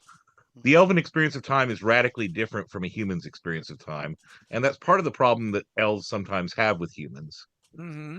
is that They don't see the big picture, the overall thing. Well, or they see it as a through different bigger yeah, picture. yeah, Hmm. Yeah. yeah, yeah. Um, and so there's that idea that, when you see adventuring elves, it seems like they're younger. And so basically, this is not information that would be shared until the elves have advanced and matured in age and settled down. And maybe some of those elves never really get the information because they're viewed as still immature psychologically, right? So Um, let me mhm. sidetrack you for a second. That is a great point, and I've brought this up multiple times in Counterfire discussions. There are only 2 or 3 L's listed anywhere in published source that are 600 years or plus. Yep. That's it. All the rest of them are well under that, and that leads me to believe that that generation is kind of hiding for the most Yeah. part. You Yeah. know, I think that yeah, at a certain age, it's kind of like, these are the get off my lawn elves, if yeah, you will. exactly. Um, it's like at a certain age, the elves are like, okay, well, I'm going to hang out with elves here, and we're going to do elf stuff. And oh no, here come those annoying humans. It's like at least the halflings can cook. Um, but Yeah, yeah, I mean, so that's one thing to bear in mind, and also to something to keep in mind when you're dealing with continuity is, and this I think ties directly into what you and Anna were talking about, is you can have, like, for example, I just want to again say Mike's piece on Emerald Meadows is great. And I actually used that. There was a player character who has a knowledge of military history who met a veteran of Emerald Meadows, and he knew what Emerald Meadows was, but I was like, okay, just read this, okay, for as a good source for what your character knows. Um, but within that, I'm going to say that every time that there's an intense experience, like something that leaves a cultural mark, it could be 9/11. It could be a group of soldiers or several groups of soldiers who've been through combat. It could be, in my own lifetime, Katrina, right? Where you have an intense experience that a lot of people went through, and we share that you share that experience with people within your group, but your perspective might be different from other people within that group. And then, of course, people who didn't actually live through it will have yet another perspective on it. You yep. see what I'm saying? Oh yeah, no, So I understand so exactly. basically it's like you bond with veterans, but you're gonna complain over which unit did better during combat, right? Hmm. And oh yeah, well you didn't really kill that many of them, actually the archers picked off most of them before they even got to your front line. Oh, that's BS. And so on and so forth. But then if a civilian makes a crack, that's a different matter, man. That's when both soldiers come around and glare. Um, you weren't even there, so shut the hell up.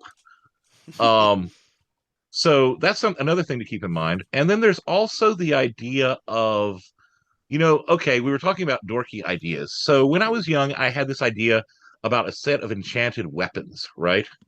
Cool. And this worked its way into my current Spine Castle sub campaign.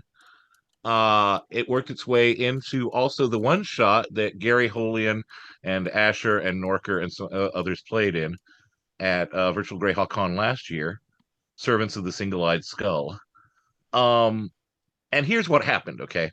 So, in the present day timeline, if you will, some of the characters have been charged with delivering a box, a bronzewood case, containing two swords, a short sword, and a dagger, all of exquisite craftsmanship, remarkably balanced.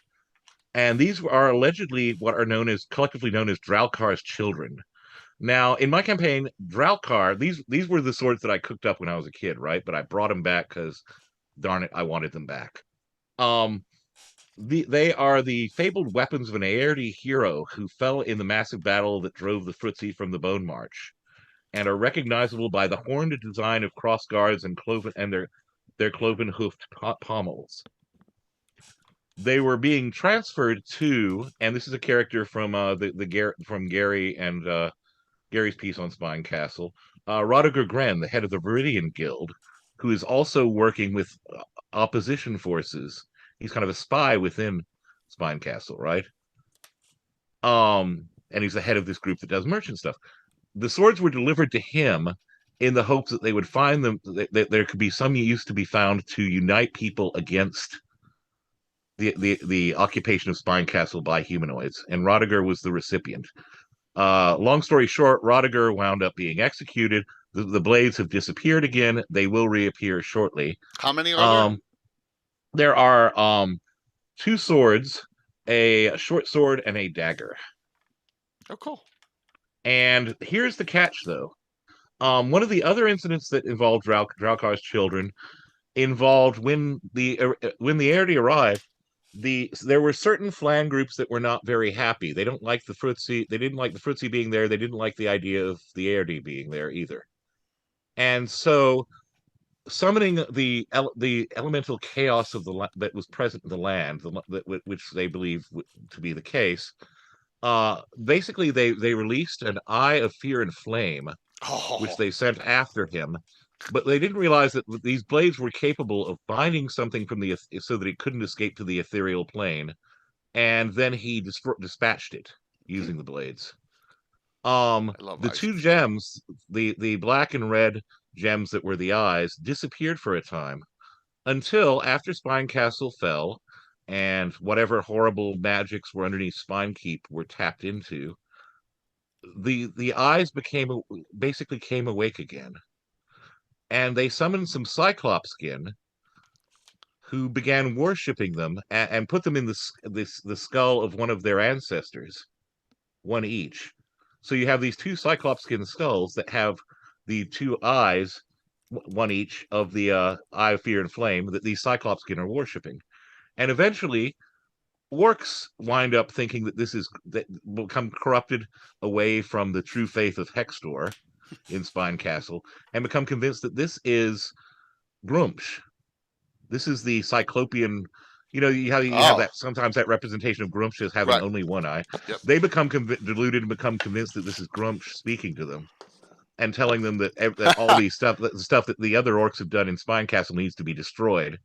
And that led to all these assassinations and stuff in Spine Castle, and a certain priest of Hextor, played by Mr. Gary Holian, being assigned to stamp out this heresy.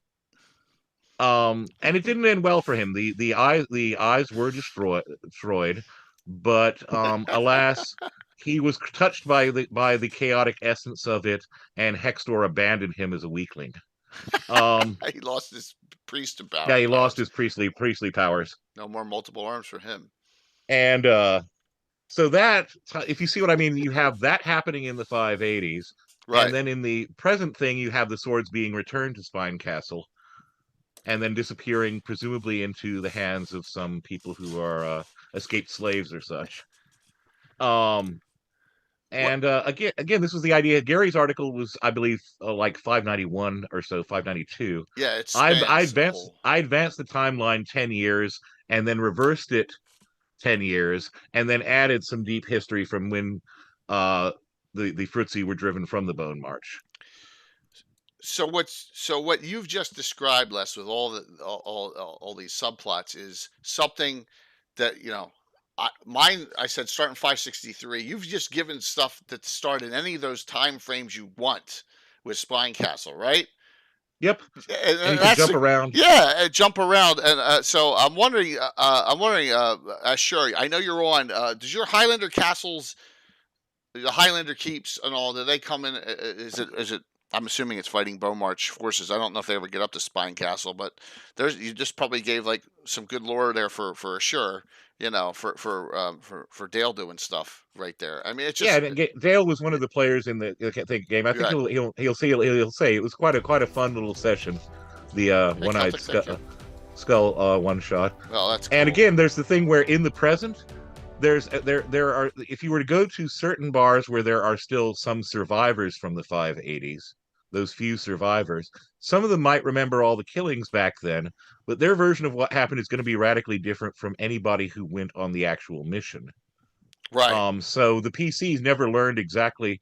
The present day PCs don't know exactly what happened back then, nor do they even realize that it's connected to the sword that some of them were tasked with delivering.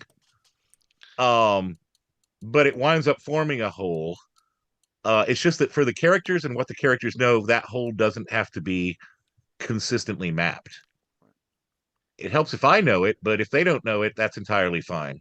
Because it's like our experience of the world, right? There's Yeah. stuff that goes on in our daily lives. You don't know why that person slammed on the brakes and was cursing at you at the intersection. Um, and you went by and you're like, what the hell, man? And it could turn out that, maybe they are having a bad day because they just discovered their wife is cheating on them, or their father just died, or whatever else. They were diagnosed with cancer. And just the little thing where, minor little traffic things, sorry about that, man, set them off. But we'll never know that. We'll just know that they were Right. going ballistic in their car, flipping us the bird and whatever else. It's the same kind of thing, except on a meta level, on a level of history and knowledge of history. We don't know, quite often we don't know why people elsewhere, or we don't give much thought to why we hate somebody or why somebody might hate us even. Yeah. Or what happened 100 years ago that might trigger something that suddenly sparks a crisis in a town somewhere. We Yeah, just don't have that access to that knowledge, or maybe exposure to that knowledge. yeah, I think a good advice is to start making a timeline. So what I did, I put a current date of the campaign. So when I put stuff in my campaign tool, Obsidian, and put in a date, I automatically afterwards just put a little Java programming string that tells me how long ago that happened, and that have helped me. So when I get like a timeline, I can say, oh, that's 12 years ago, that's 4 years ago, that's 56 years ago, that 120, because that makes it easy for me to figure out how much would general NPCs in a town know what happened. If it happened 5 years ago, they will have a knowledge of it. If it happened 75 years ago, only the oldest person in the village would still be alive to talk about it, so to speak, and stuff. So to make it a timeline, so how long ago something happened, is equally important in order for you to gauge the how important that is in your world, so to speak, in your campaign. Timeline, you say? Yeah. Yeah. 1008 adventures, Anna. Yeah, but meaning things that Also aren't in the adventure, the general story, meaning wars happen, famines happen. Sure. When did that demon? When did they slew that troll that hangs in the tavern, and stuff, the troll skull or something like that? There's also, I was going to say along those lines, I don't use Obsidian Portal. I'm kind of old fashioned, and I found that it helps my memory. If I it's go not ahead... Obsidian Portal, it's Obsidian.md, the coolest tool Obsidian.md. I'm sorry about that. No, don't worry. I don't rely so much on digital tools. I actually have way too many journals and notebooks, which I'm sure anyone who has lived with me or spent time with me would complain about. In which I've actually handwritten out things, and then I can insert arrows. And I find that actually writing it down and the physicality of having to transfer something to paper helps my memory. Yeah. Which is why, like, occasionally someone at table will ask me a question, and they freak out that I know the answer without having to look sometimes. And I'm like, it's because I've actually written it down, and I can visualize in my head when I wrote it and what I wrote. And so, at least for me, that's another option. It particularly, I think, I love digital tools, but I also think there's a certain physicality and tactility that comes with writing long form or typing, that can help me with my memory, at least. I can't speak to anyone, and I'm not saying everyone should do it. I'm not being proscriptive here. You have to do it this way, no other way. Mine is the one true way. Haha. But no, just that can be helpful, I think, is the actual physical act of writing. And for me, it's also been important to have a tool where I can search and find connections for me, so I can realize that that happened in the same area, that happened at the same time in the same area, and that happened before this, and then I make connections and stuff. And I've developed a form of shorthand where it's like CF this page, line, and so on. So it's like, it's a similar kind of process, except that one is digital and one is physical. And also, I was going to mention, I want to kind of give a shout out here. we were play testing yesterday. We finished up our play test Troy's. of Troy's Yeah. Ocean's Bounty, and I just want to say that that's also been incorporated into my canon. Now, it didn't necessarily turn out the way that I think people had thought it might. Which is to say, the players made some unfortunate decisions, and they Uh-oh. believed some rumors which were not necessarily It true. kind of happens. Yep. And all I'm going to say apropos of that is that two things. A, the Lordship of the Isles is not an obvious place to start a campaign for me, but I'm really interested now in digging back into its history and its lore as a result of Oh, having cool. run this adventure. And also, B, there are some new bad guys in the area, courtesy of what happened with my players. Mhm. Welcome for the Like first time, someone coming on. yeah, welcome everybody. And I mean, into our coming into our right here. Look yeah, at this. this is great. Sam. Awesome. Sam, we got the Sam Weiss himself. I think he. Wait, are you He's awake, connecting Sam? to audio. Is he awake? I mean, I know my voice has this effect on people. But... He's trying to get it connected. He still can't hear you. You're still connecting. See, this is what I asked. We throw a first time person on in the chat, still connecting to audio. So let's so Lordship of the Isles, that's pretty cool that Troy got some good stuff. It may take some time, you know. It's a good, and I've got to say it's a good adventure, by the way. And I think if anyone's looking when it comes out, we were talking about Joseph Bloch's Hamlet, which is a great piece as well. But definitely, if you're looking for a Lordship of the Isles and start a sea-based campaign in Greyhawk, I'll vouch. Troy's adventure is really, really good. Still, so. Sam Weiss is like he must have 9,600 blood. Can you hear me? So as we're waiting for Sam to connect to audio, this is like Rob Kuntz level of connecting, right? Yeah. It's okay. Yeah. We're trying. So Anna, why don't you give us another one here while we're waiting for Sam to connect here? Well, we often talk about the different types of adventures. Meaning, do you want to be rural, a wilderness adventure, or city adventure, and something in an urban area? And in a way, if you're a beginning DM, I will suggest that you use a wilderness area and use like hex scroll or something that they go out and fight monsters. You have discrete little locations, so to speak. And once you still can't hear him. Yes, it was. There we go. Yeah, awesome. There we go. Yes. He was waiting for me to click something, and I didn't realize. Welcome aboard, sir. Welcome aboard. So I finish that thought up, and then we'll let Sam talk a little bit about some ideas here. Yeah, I'm just going to say that if you're new to running games, I will suggest that you choose a less target-rich environment, meaning a city, even a village, it's difficult because you might have to develop 100 NPCs and so on, and you have to list a lot of houses because the players want to go in every building. They're going to ask you what's in every building. They want to interact with every person. In a wilderness, you have more control. You can kind of you sketch out an area roughly, or take a cool looking wilderness map somewhere, or even a satellite photo, and just say, okay, this is the area, and then put a little thing, meaning that's a troll lair there, there's some whatever lives there, and the old hermit druid lives there, and so on, and then let the players loose and give them a mission to go find someone who's lost in the woods or whatever. Just something simple, and go around and do it, and get them from encounter to encounter, and just to get your juices flowing, and how you interact around the table. Don't complicate things. Don't get deep into an enormous backstory in the beginning. Exactly. If you start out, so to speak, make it simple for yourself, and then make it more and more advanced after. Norker, you said the right word. The Wilderlands campaigns from Judges Guild back in the 70s was like that. Number one, and two, L1 is like that.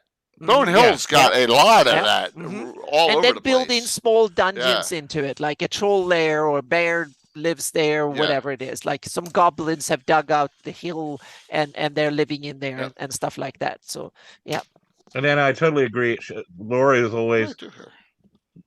like an intravenous drip, right? You don't want to Mhm. pour too much into that vein. Exactly, yeah. And you can make Just small enough to little sustain. locations that are good for a session or two, and the rest of the world doesn't matter while you're there fighting the goblins in those little caverns they Yep. have there, so to And at speak. the And the same rest, time, while yeah. you're doing that, you might learn something about goblins in general and the Exactly, history yeah. of the goblins. Yeah, So and yeah, concentrate on 1 or 2 monster types per little location, so to speak. yeah, Meaning a troll there, a couple of goblins here, an old cranky druid at another place, and then you can be non-combative. They might need to go out and hunt deer. yeah. Then you have that, and then you introduce a damn big bison or some wild ox or whatever that chases them down or something, or wild pigs or whatever. So and then you have a shooting contest or whatever. Meaning you can come up with fun stuff that Absolutely. out of the ordinary, so to speak. And you can also introduce when you have a dungeon, you can have an old abandoned mansion that sits there with traps and a ghost or Sounds like or, Saltmarsh. yeah, exactly. You can make the spooky house, so to speak, and The original. the ghost is just a little haunt that is not dangerous at all, but whatever, you can have Sidetracked. something. Yeah. Absolutely. So, Sam, we got you on here for the first time. What do you think of this conversation, and what would you like to say? Well, I tossed out one of my heresies, different ways of looking at elves relating to humans and dwarves based on lifespan. Yep. In terms of starting location and time eras, I guess this is sort of a preview for whenever Norker gets around to putting it in visions, but he does have an article from me on reusing the classic letter code adventures in any era or in different locations.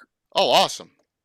So yeah, that's one of the things I think people underestimate, that almost all of those adventures can really be run 576, 585, 591 with only minor changes.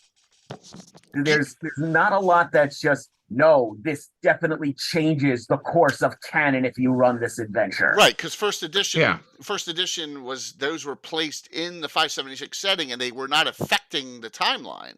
Right? So yeah. Right. Yeah, absolutely. And then even with that, a lot of them can be relocated to one degree or another. Okay, just take it, Lendor Isle. What do you really need that has to be on Lendor Isle to run Secret of Bone Hill? Nothing except getting Len upset in his grave. I agree 100%. I ran right. Bone Hill. I ran Bone Hill in the Shieldlands, so I never told there you them. Go, yeah. Most of these, even something like Hamlet. Yeah. Okay, granted, there's not going to be a Temple of Elemental Evil everywhere, but there could be another one somewhere. Or you just change the cultists around a little bit, pop another demon lord in there. Look at this, Sam. Instead of Orlane, it's Lorraine, right? And this is near Harwell. I did it with Cult of the Reptile God, and won. Another one, yes. So a lot of people say, well, what, if I'm running in a different time period, I'm running some other place, how can I use adventures? You can use almost any of the classic adventures somewhere else. Ghost Tower of Inverness can be put on any coast, right? You just, to a large degree, it doesn't even have to be on a coast. You just change the background. Yeah. Change that Gallop Dreidel 10,000 years ago or whatever, oppressed the local tribes. And okay, he's oppressing some other people 2 years ago, whatever. I'd say time frame one that would be tough to move on a location would be like White Plume Mountain, because it's so in the middle. Well, Okay, yes. Yeah. White Plume Mountain, you probably can't move the location. Yeah. And if you're setting it in, after the Greyhawk Wars, okay, yes, I use this conquer the area. You've got a little extra trouble there. Yeah. Yeah. But nothing in it says, does it have to happen in 576? Can it happen in 591? About the only time limit on White Plume Mountain is if you intend to later run Return to White Plume Mountain. It's snow-capped, Josh. That's why it's White Plume Mountain. My gosh.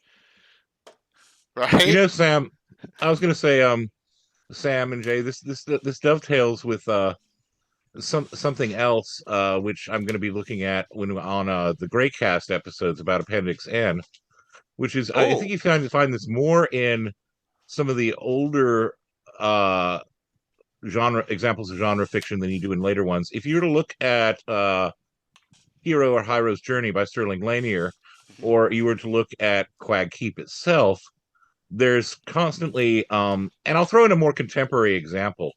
Adrian Tchaikovsky, the British science fiction and fantasy writer, wrote a 10-volume epic fantasy series involving insect-based cultures, like human cultures that are influenced by insects, called the Books of the Apt, right? And it's this sprawling epic fantasy. He also wrote some novellas that intersect with them at an angle that involve these characters who are basically tomb robbers. And in one of the novellas, the narrator, who's chronicling the exploits of her mentor, is complaining about this distraction that's up ahead, right? That they're going to have to go all the way around because there are all these damn soldiers there. And what it is, it's actually one of the major battles that determines the outcome of history in the main novels. So what I'm saying is you have the depending on where you locate something, you can when you adapt it, one of the other cool things you can do, you were talking about how Ayuz takes over the area around White Plume Mountain. Mhm. Always think of the characters trekking to a place and what kind of obstacles are going on, like what kind of military movements, and is there an increased border patrol because of tensions between these two territories, and so on and so forth. And that becomes its own kind of contribution to the adventure. That allows the DM to add their own spin and add their Yep. own depth to what's going on. The adventurers are out to do one thing. Everybody else is concerned with this other geopolitical matter, and it's the conflict between the two, and how do you get from point A to point B? How do you convince these border guards, or do you just do the Quag Keep move and say, okay, we're just going to go around? Um, so yeah, I just wanted to throw that out there as well. That's another thing to consider when one is relocating something in time and space: is how are the initial conditions different? So Sam, what about like a setting that a place maybe out of the way, or yeah, you have a favorite where you started your a group of adventurers while we have you here? In the old days, I sort of defaulted to doing everything in the domain of Greyhawk. Okay. And then, of course, when I got dragged into living Greyhawk and, oh, I'm in Keeland, with all the research I've done on the Sheldamar, I just know it's so much better than any other reason. So I try to set a lot of stuff in and around the Sheldamar. So we sound like we come from similar backgrounds here, because that's the same thing with me. I love the Sheldamar to death. And, Absolutely. oh, well, yeah, that's another thing. I mean, I'm sure lots of people do this, but I try to have my campaigns have a bit of sequence. What's up, Will? Have callbacks to previous campaigns the party went through, to previous things they did through. Sometimes you're a direct apprentice or son of your previous character. Sometimes you just encounter something from a previous campaign in passing, or just heavy events affect the new occurrences. It's a good thing, because it gives, like, once again, it breathes life into the campaign, because it's you get, wow, this is, we were here before, wow, this is cool, instead of all new, all new, all new. I agree 100%. And I'm not above like the idea that you set something in the 570s, it takes place, there's a TPK, and then in the 590s a group comes back, and the same players with different characters find the corpses of their previous characters. I did that You know, less. yeah, oh yeah, I've done that, but not just a little reminder of their yeah. mortality, Oh a little my! memento mori. I did it in Dreadwood. Nice. Yeah, actually, yeah. I've done that in the SUS Yeah. before. That's a cool one. Um, so, Sam, favorite? You more a Keelander, like with Gary, or Ulicker, or even Geoff? Which is it, Keeland mostly? Wherever Where? I've run in Salinmore area. Okay. I, ran in the mountains for against the Giants. Right. Salamore. I did an extended campaign in the Pomarge with the players working for the Prince of Ulek and reconquering it. Oh, cool. I did a campaign up in the Banner Hills.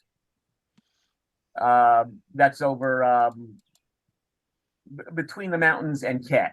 So Right. extending out from Bissell. Bramblewood area. Yeah. So the bit of mountains are called the Banner Hills between the Bramblewood and the Barrier Peak. So Yeah, west of Bramblewood. Yep. as representatives of Bissell going into the Banner west. Hills. Oh, here's the Banner Hills right here. There you Yeah. Yep. Yeah, cool. Yeah. So mostly anywhere in there. Cool. Yeah, and anywhere that touches on some bit of Keel lore, Keel history that I can involve things in. Excellent. With the PC's fun. I mean, I suppose that's one of the things when you really get into considering the Sheldamar as a unit, as opposed to 10 different completely separate, unrelated entities. When you consider it as a whole, you soon realize you have an embarrassment of riches. There's so many plots to pick up there, so many different areas to develop, to set adventures in, situations to set adventures in. There's just so much there, and I expect that applies to almost any region. Well, yes and no. I mean, if you and we know that there's I'm shocked at how few starting point adventures, not starting a Great Kingdom. That's why I was so happy to see Carlos do the 9, write the 9, right? Because you have the Iva the Undying reference. A lot of people utilize it for lore and stuff, but they don't really adventure there, right? I mean, Anna did a Roll Devon. I guess that's pretty close. Oh yeah, right? yeah. Oh yeah, Yeah. That was based on Iva the Undying. What year was that, Anna? Your Roll Devon campaign? That was 598 early on. Okay. 97, 98. So yeah, it takes a long time. We played for like 10 years, and we played 2 years in campaign time. Right. Okay. That's why it was cool to see that Dale was doing stuff with the Highlanders when we had, is setting that up, which is neat because, I know barely anything about these side of the map because I never used it, and I love to see campaigns all over. We know one thing. We know Gitano did a lot at Sundi Vast Swamp area, right? That's where his wheelhouse was because he was comfortable. He loved Tomb of Horrors, and he just developed a campaign off of that. So you went with Onwall Norker. That's cool. That's and that's got a lot of Slavers, Scarlet Brotherhood connections now, depending on pre-time or post-time frame. So yeah, Onwall is a good example of if you want to go with published lore, it vastly different if you take it 576 or during the war or after. So yeah. Mm-hmm. So well, let's roundtable this as we're I know we're going to run a little late, I think, with everyone on. Let's roundtable this, and we'll go Les, Sam, and then Anna on. Give us suggestions, Les, to start off.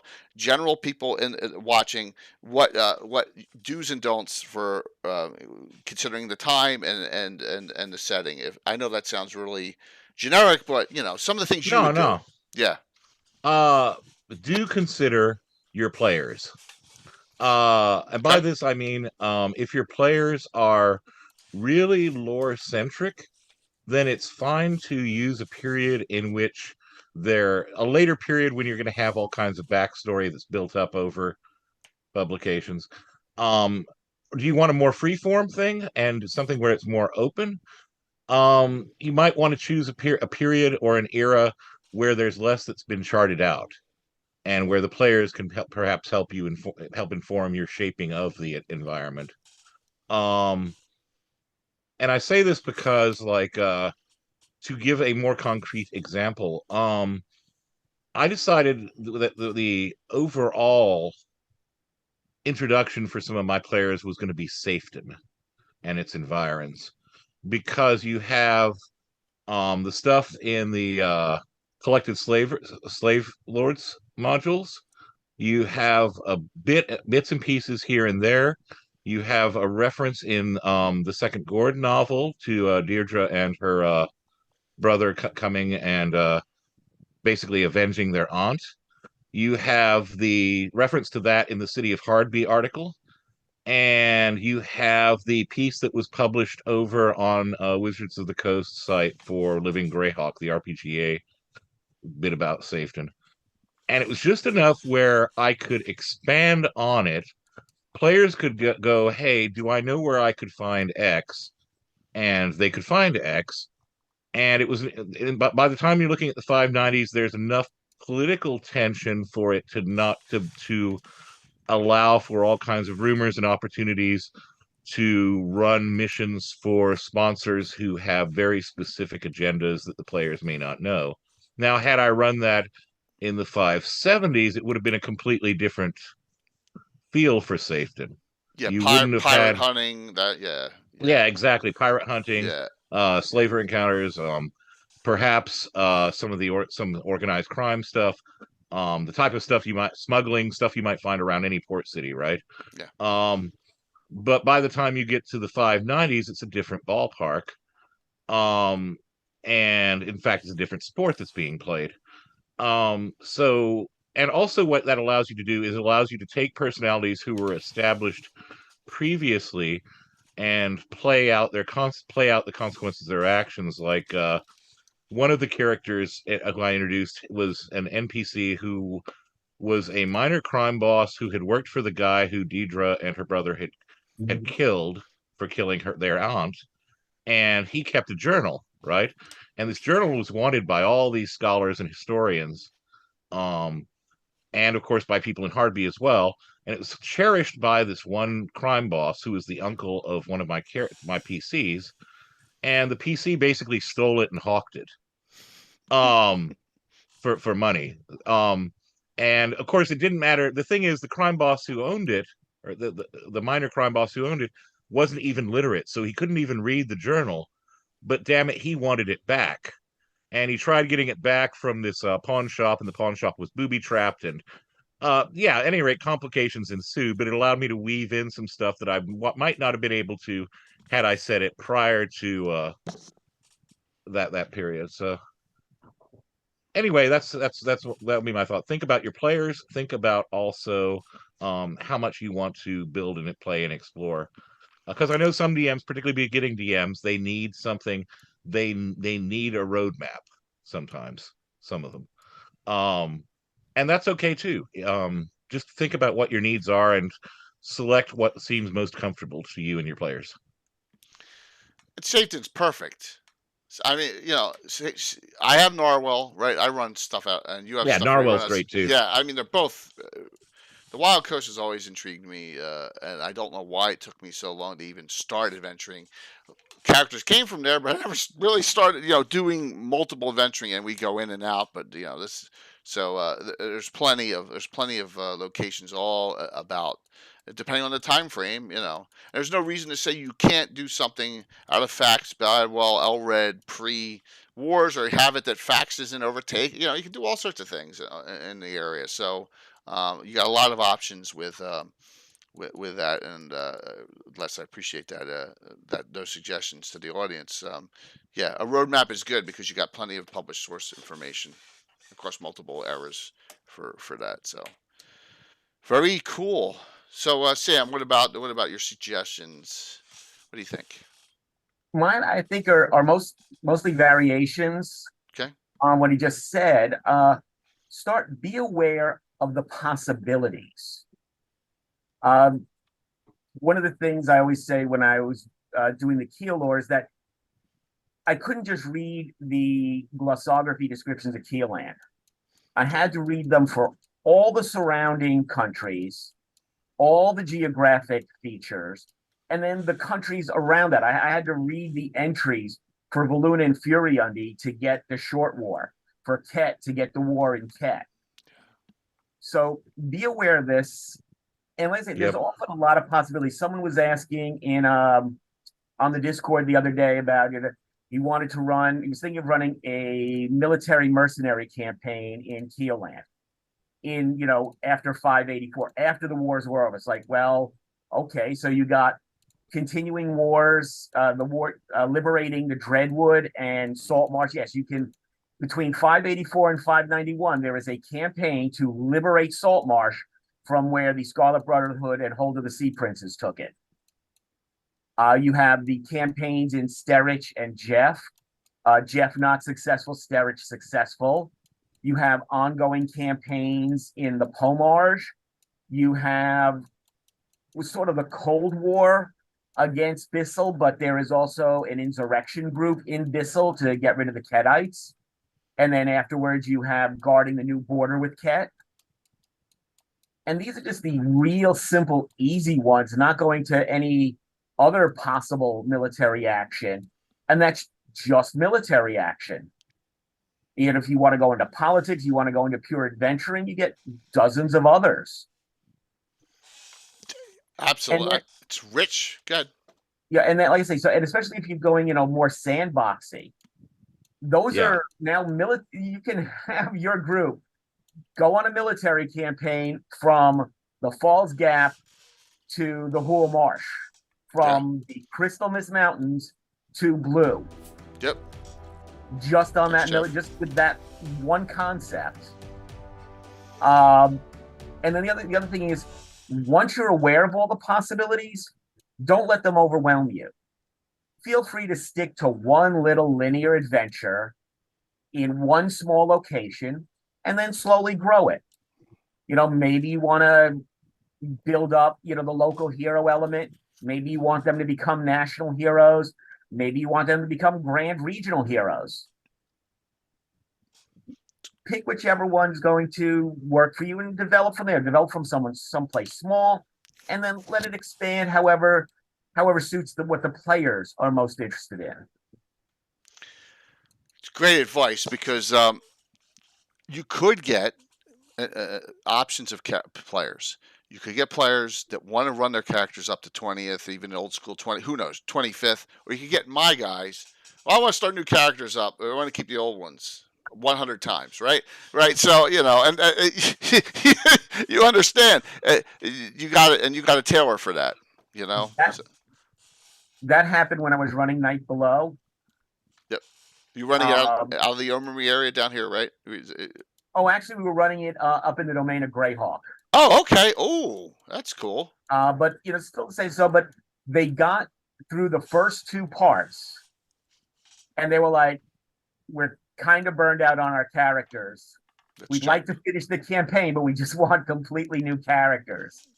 I know your plight. So, and I had to, of course, I had to hem and haw for a bit, and then I'm like, "No, I can do this." Yeah. It took a little improv to justify completely replacing the old characters with a new set, but it worked. And as it happened, that helped me set up for the old characters to get to be available for use. They made a cameo in a later campaign, like 10 years later. And that is never throw away old characters, right? Yep. Never. Throw away a single Don't paper. throw anything away. Exactly. Save everything. Yes, you will be your wife or your parents or your siblings will say you're a freaking pack hound. Hoarder. Yes, but you need to have it all because you never know when you're gonna. And if you have it in digital, make sure you back up your hard drives. Definitely. You don't want to lose your stuff. It's like you always want to have the big picture somewhere around you, even though the primary focus is always that next game. It's Absolutely. like you always want to be able to move on from that next game, and you don't know which way the players are going to go. Yep. And they might need new characters. They might want to run into old characters. You want to have everything that you have available as a tool. Hoarding is awesome. Absolutely, Yep. Bane. All right, Anna. Thank you for that, Sam. Anna, what do you think? Yeah, it's. I must say that Sam, that is great advice, and I want to kind of tack on a little bit or continue where Sam left off because I think it's great. So now we talked about lore and especially me. Now I'm going to do the opposite and tell you that when you come up with your new campaign and stuff, don't overburden your players with lore. Meaning, Definitely. I love to write lore, I love to talk about lore, whatever, but I I bite my tongue and I don't talk about it much during the playtest sessions, because that's something that plays out over long term. So find some local thug, hoodlum, or whatever, and get that in the face of the players and lure them with, so to speak. Don't start talking about lore, and these are things you use in order to make you want to world build and stuff. It's not something for your players until they want it, so to speak. They're going to ask for it. What the heck is this place, or something like that. That's when you start throwing tidbits in there, when they're asking for it, so to speak. And so don't do it. And so advice number one is that find local little squabbles and stuff to entertain your players with. Don't use the major lore for that. That's something you build over tens of sessions, not over hours. You build it over long term, so to speak. That's the reason why the plays exist in the first place, not the reason your characters are there and poking around. But it's good for you, especially if you're going to design it yourself. You need to know who built this, for what purpose, and who renovated it, and who lived here over the years, so to speak, and how old is this. You need to know it, you design it well. That's not something you're going to overburden your players with unless they start asking. And I have a really hard time living up to that myself, but I know that's the right way to do. So minimize that during sessions, and then tell. But it's also different. Some players have much more use of lore than others. Meaning, if a player plays a druid, or especially a priest, or someone who has an occupation or a class or something that requires them to understand, meaning a cleric or druid, they will understand their religion, their church history, who is the big patriarch, or who runs their religion, and what their stories and pitfalls and stuff. A priest should know that. If you just play a barbarian or a fighter that is sword for hire, they don't need to know anything, so to speak, unless they want to. So different players have different needs of lore. That these are, I think, another thing. And another thing, advice is that just because you roll initiative, if you do it, keep the story going. Don't, I've played in so many games where they say, oh, roll initiative, and it all becomes crunch and rules, and there is no story. Keep the story going even when combat ensues, so to speak. Even when combat starts, don't drop that and just administer the rules. Make sure that there is a story. Who runs away? Who's coming? Why are they fighting? Who's crying? And whatever. Who divulges a secret in order to survive and not get their heads cut off, and whatever, so to speak. Meaning, who's a traitor and might want to stab another one in the back, and things like that are story elements. They should be there during combat as well, so to speak, in order to spice up things. Yeah, please. I was going to say, that reminded me, actually, when you said that just now, it reminded me of something that the guys who created South Park recently said. Yeah. Of all things, they were doing a screenwriting masterclass or something at a university, and someone asked them what the words they would eliminate from film treatments and screenplays. And they said that if they could, they would get rid of the phrase, "then this happens." Yeah. Because they would replace every time that you see "then this happens" with "and this is the consequence," or "this results from it." Because otherwise what you have is a series of events or actions that are strung together, and there doesn't need to be any logic, because there's just this happens, then this happens, then this happens, and there's no actual causal relationship that's implied. It's just a bunch of noise. And they said that's one of the problems that that they see in today's screenwriting, is that it's a bunch of action sequences that don't actually have any meaning. The action is not part of the narrative. The action is not telling part of the story. So that came to mind. Yeah, for example, in combat, you can have the breastplate of someone, an opponent can have a heraldry on it. Yeah. And then you can say that oh, it has a shield, and then you show it. This is what it looks like. And some players, they will just ignore it. Most players will like, what the heck? Have I seen that one before? And so on. And that introduces story in middle of combat that might be very important, so to speak. Or they see them at a distance, or something like that. Or a holy symbol, or something like, or tattoo, or scarification, or something like that. Yeah. it reminds me of something from Living Greyhawk. This came about a little bit later on, but they weren't absolute rules. It was more, a guideline, but it was 100 words for box text to introduce an encounter, 1,000 words of backstory. And my preference with that was always make it as a player handout, because some adventures got to the point where the DM would be expected to read 3 pages of discussion between 3 NPCs as the player sat there listening. Yeah, too much. But don't demand that your player should remember lore. You remember it. So when a player says, "Oh, what does my character know about this?" You feed what the character needs to know. Yeah. So don't force the players to know all the stuff, so to speak. And there are other subtle ways too. It's like I'm thinking, but the first campaign I mentioned in Safeton, that warlord who they eventually came up with at the border of the Pomars was named Kulith Kalak. And he wasn't going to be a bad guy. He was just a character. I'd drawn up positions of where different warlords and chiefs were, and he was just on there. And he was mentioned in passing in the first session. Yep. And I mentioned the players who were from Safeton knew him because he was a boogeyman. He was what parents would tell you that if you didn't behave, Kulith Kalak would come up, murder your parents, and eat you. And the newcomers to Safeton were like, "Who's Kulith Kalak?" Now, 70 sessions later, they are going face to face with and toe to toe with him. That's awesome. And it was slowly they learn more and more about his history and about things he'd done, and they have to interact with NPCs to get that information.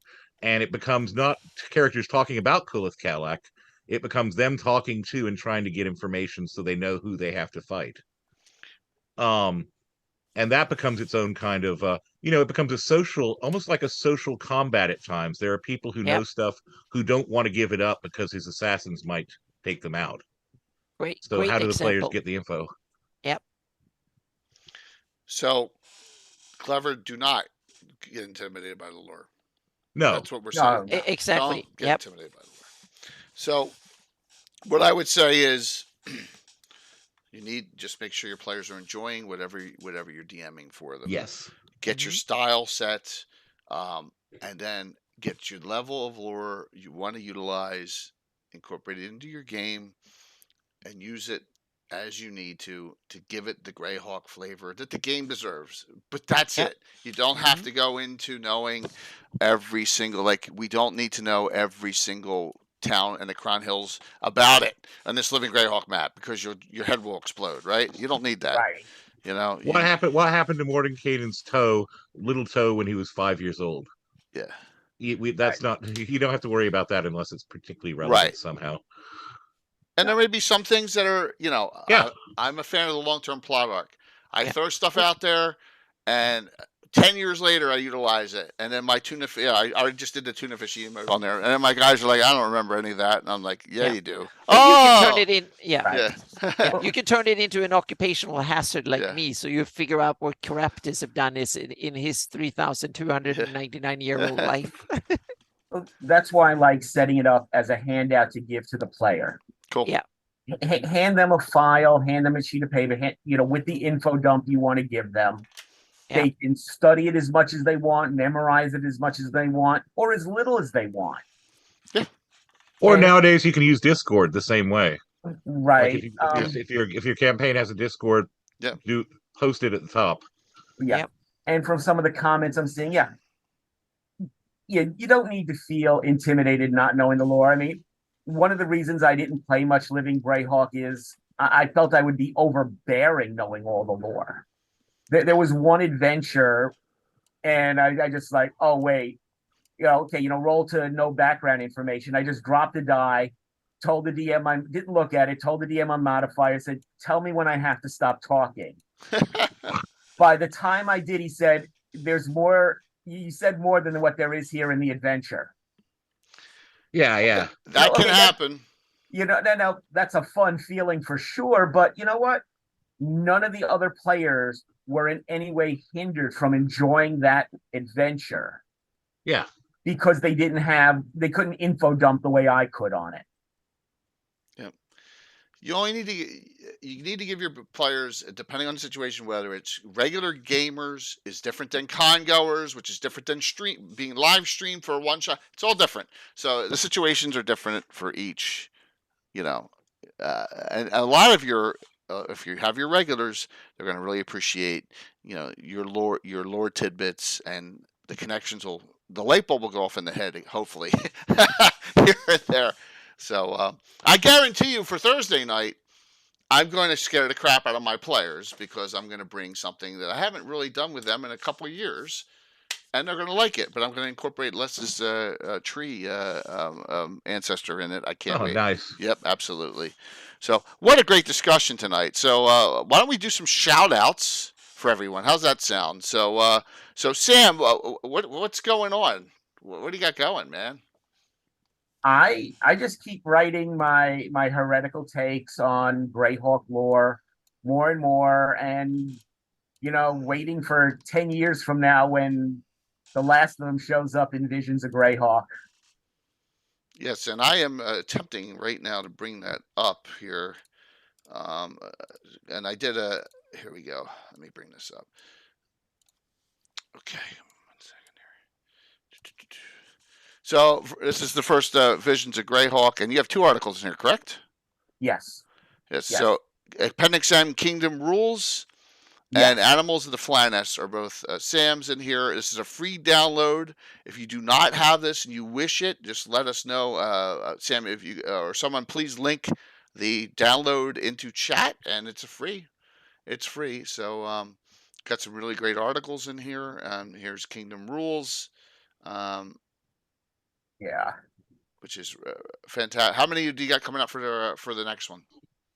One, though, it'll be, I think, a little more direct lore and not meta stuff like those 2 are. Okay. Very cool, because this one is a lot of base animals of the Flaness that you never see. Like, oh my gosh, like I want to hunt moose. Where's the moose? Right? There you go. Yes. Yeah. So really cool, and great stuff.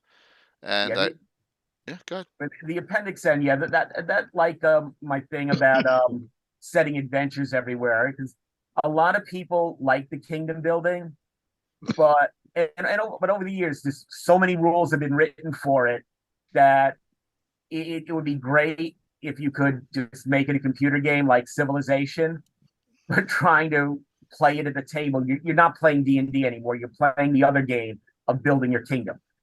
They're great. They're great detail. A lot of times, I think you just want something quick and dirty, and just a little background. And it inspired a lot by the beginning of every Edgar Rice Burroughs story and most of the Conan stories that I read.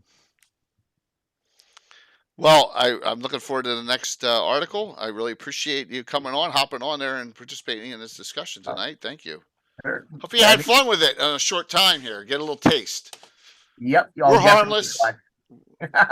Mostly harmless. Mostly harmless. Am I harmless? Well, hey, at least you didn't have to tangle with the ever mysterious Tim. So there you go. So, you get Tim on, and then all hell breaks loose after the chat, So, as Anna and Tim talk geopolitics. After. Oh, damn. Then it gets really testy. Yeah. So, Les, what's going on, man?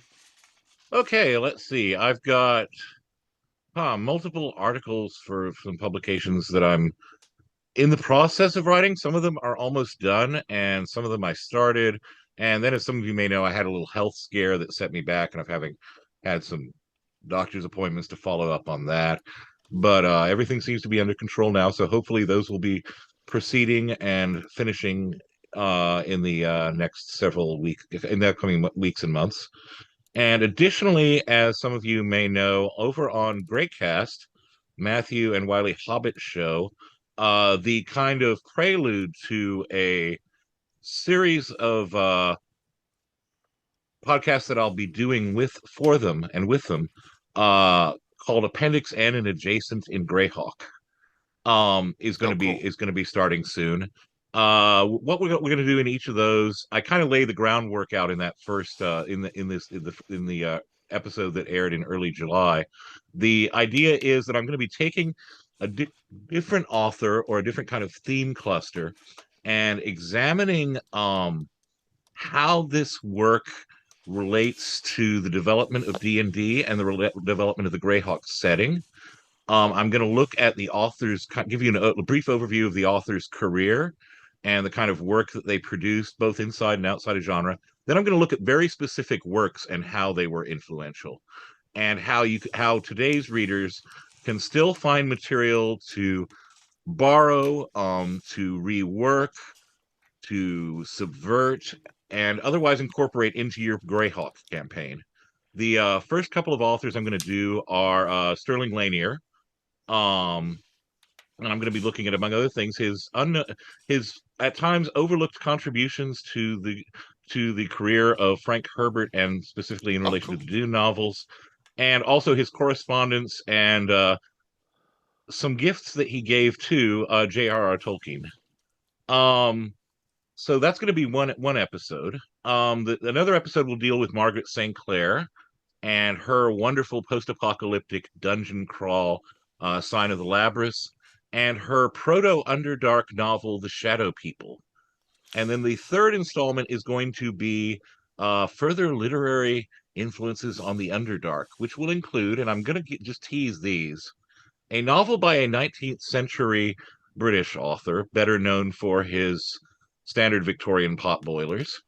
A novel by a turn-of-the-century American pharmacist and spiritualist who describes his protagonist being taken into an underworld by a spirit guide, and this underworld includes a giant mushroom kingdom.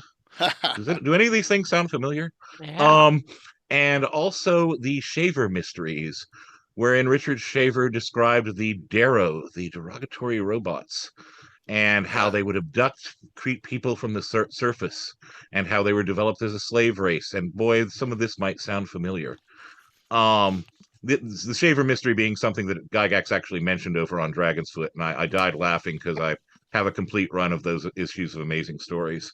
So those are some of the things that we're going to be looking at, and I'd like to ask the community here, if you guys are up to it, recommend some authors from Appendix N or from Moldvay's list, or even off the beaten path from the 70s or before, who you'd like me to take a look at. Nice. Contact me either through Jay or, go on Cannon Fire and message me. Ideally, Hagar, I was thinking about looking at Robert E. Howard, but I was like, here's Robert E. Howard, here's Tolkien, here's Lovecraft. Instead of Robert E. Howard, I think I might want to look at, because everyone knows Robert E. Howard, I might want to look at C.L. Moore, who's less known, but is as deeply influential in some ways on the genre. It's like there's an entire body of 1970s work, 70s and 80s work that would be unimaginable without her, and I'm not sure that you would have something like Hardby if it hadn't been for C.L. Moore's contributions. Oh, wow. So Zelazny definitely is someone who I'm thinking about covering. So yeah, anyway, but I might do a Robert E. Howard thing, but it's not going to be what people might expect. It might be, instead of Conan, we might be looking at some of his horror stories and some of the Solomon Kane stories or something like that. And then discuss also Conan in that context. And Charles Saunders actually is definitely on the list. Well, Les, we're looking forward to all that.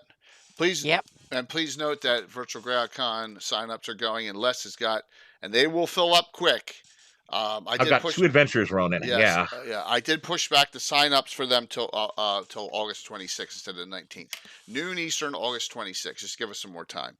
But note, they will be filled 10 minutes of the signups.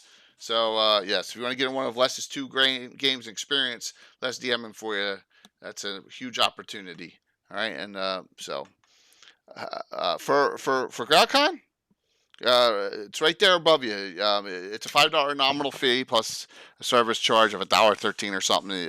Just to cover the TTE costs. Sign up and then to register for the con, and then once those tickets go. Once those events all go live, you can sign up for any event you want on the 26th of August at noon. They go, and it's first come, first serve there. And two things right quick I should throw out. Antiquus, I will be doing Paul Anderson, and the High Crusade, Three Hearts and Three Lions, and Broken Sword are the ones that I'm going to be looking at. And also, these are going to be like probably one a month. I think we'll start off with a two-parter, but from that point on, we'll do one a month or one every month and a half or something, just to, so that you don't have to suffer from the wear and tear of hearing my voice drone on for endless hours of pretension and horror.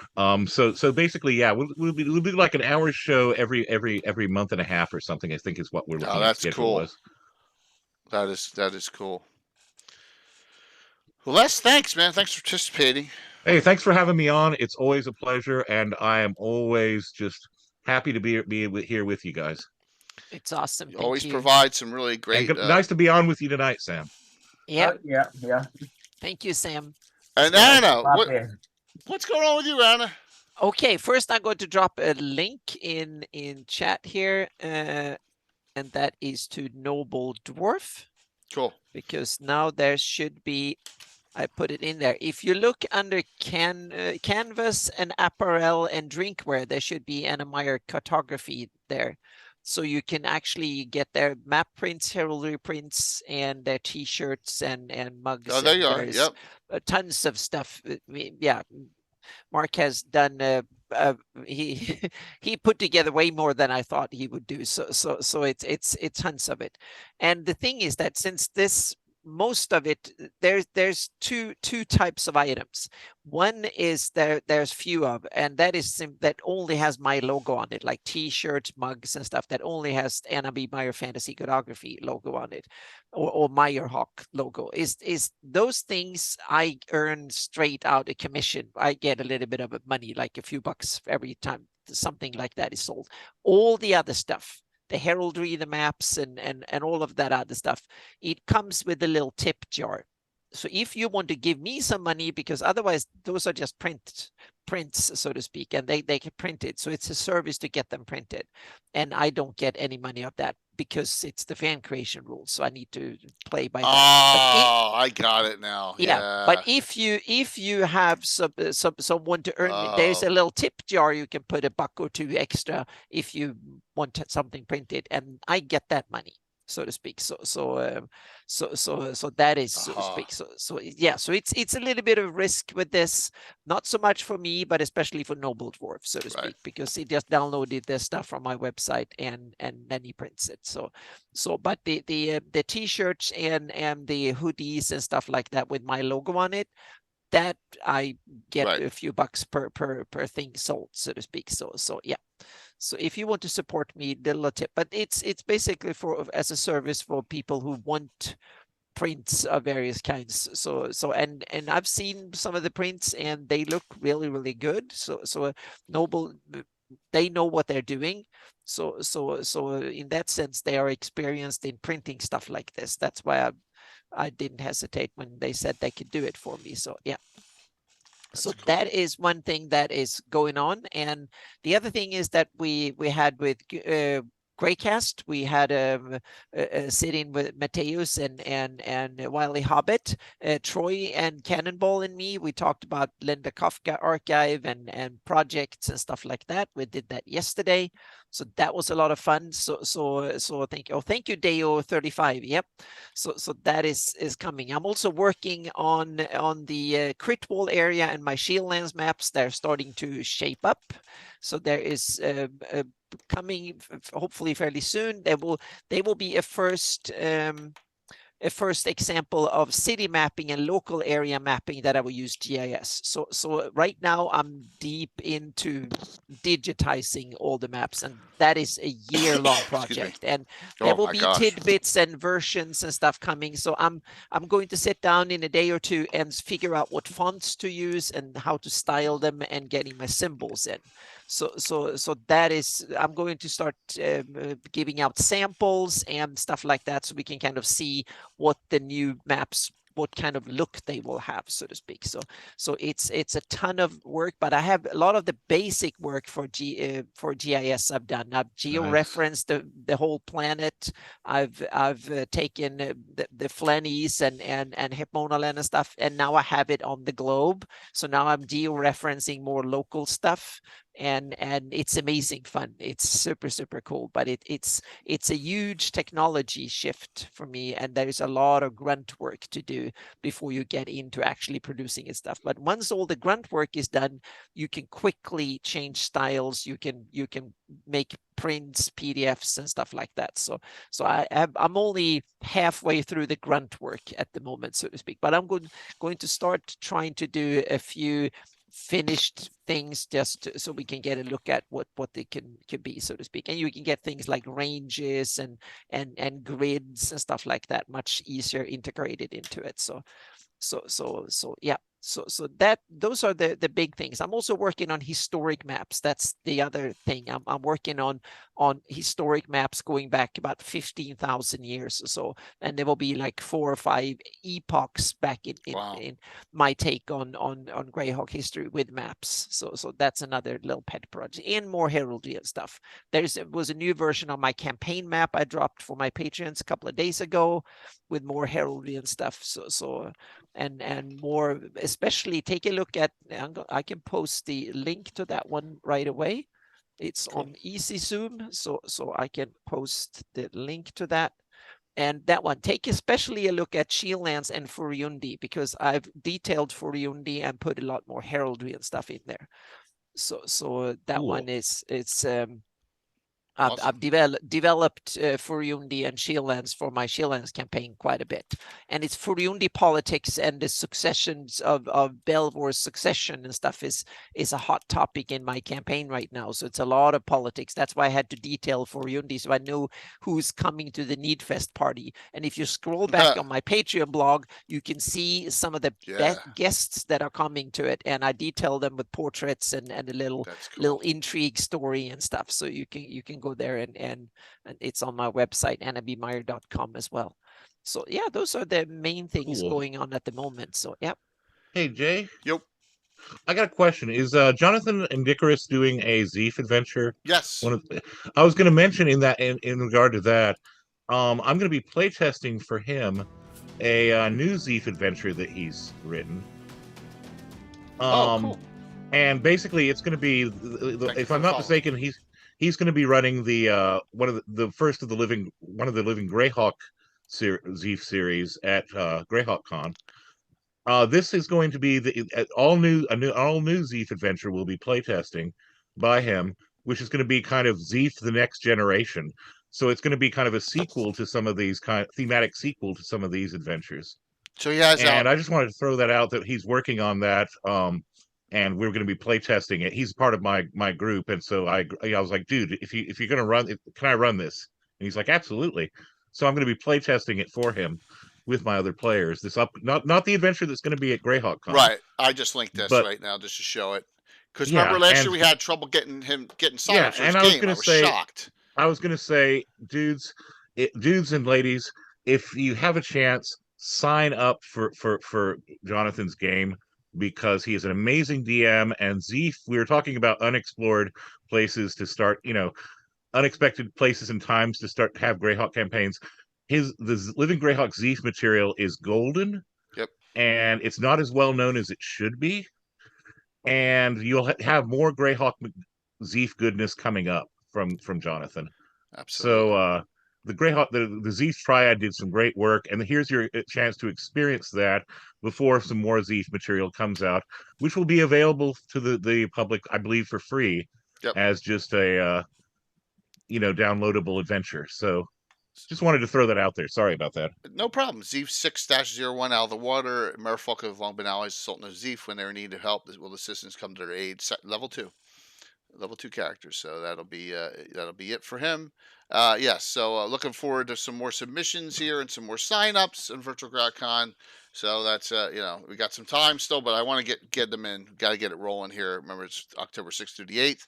The event registration for signups for events, I push back to August 26th. It just makes more sense. Give us another week. As there's no rush there. Now, my writer's block's over. I submitted to Norker today my especially Priest of St. Benedictor article for the next Visions. So there you go. Finally got that done. But here's what's coming up this week. Wednesday night, we got Stolen for Greyhawk. Another cool idea. Why it has been stolen from other sources and is placed in Greyhawk. It could be your fan or actual published source. So we'll have some discussion on that. We'll see where that one goes Wednesday. I don't have a banner for Thursday night, but it's called An Old Nemesis. And it's going to take place, I said, on that Saline, Lortmill Mountains border. And then next Sunday, no Saturday game again next week. Just got a lot of personal stuff, graduation party going on. So Ed Greenwood's back, and it's momentous events of Greyhawk in the Realms. Now, momentous could mean a number of things, but I just love to hear Ed talk, right? We all do. So, yeah, Ed's back next Sunday. And that is what is going on. Let's do the 2 giveaways. They are $10 digital gift certificates for Troller Games, and I can get them out to you sometime tonight. All right. So last call, signups. So what party are you talking about? I wasn't invited to that party. Well, it's not. Yeah, it's in Jersey. You're not coming to Jersey anyway, Josh. So it's a graduation party. Well, there's no game with Ed. There's no game scheduled with Ed yet. It's August 12th. Ed's going to be playing, and I'm not sure if I'm going to do a joint one with the Slavs yet or not, because I only have 3 2-drink minimum people available. But Ed, that's the only Saturday Ed and I work the entire summer that works together. So you're not going to get left out, Josh, unless Anna tells me to leave you out. So just kidding. So let's do the giveaways here. I give the 2 here. Here we go. Winners tonight. As long as I don't hit wrong buttons. Closing it out. Wow, it's your 55th, man. That's cool. Baker. Yeah, Norker. Baker and Norker, I will get you the codes. I have them already, so we don't have to wait from Chuck. I will send them. I think I have both of your Discords, so I'll get them right out to you tonight, both. Okay? Good to see you. Congratulations, and congratulations, Scottish Jeff, on the upcoming birthday. Yeah, absolutely. And congrats, everyone. Mm-hmm. We'll see you all Wednesday. Yep. Sam, thank you for hopping on. It was cool. Hopefully we'll do it a little more in the future. Yeah. Anytime. Wow. Excellent. Les, thank you so very much. Hey, my pleasure, man. Anna, thank you. And we'll see you all Wednesday night for an interesting discussion. We'll have 3 streams coming up this week. I haven't hit any wrong buttons tonight, so. No, exactly. It was the errors were before we started, so to speak. So, yeah. Yes. Now I have to open this up on my computer to raid into Darling. I can't do it off of my iPad, so if we crash, I apologize, but I got to go for it. So yeah, it's the only way to do it.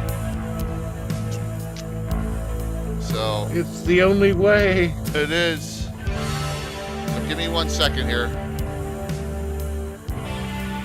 Yeah, you're still black in my Zoom. Yeah, that's bizarre, Anna. No, it's okay. I looked at the give me 1 second. The Twitch stream, so yeah.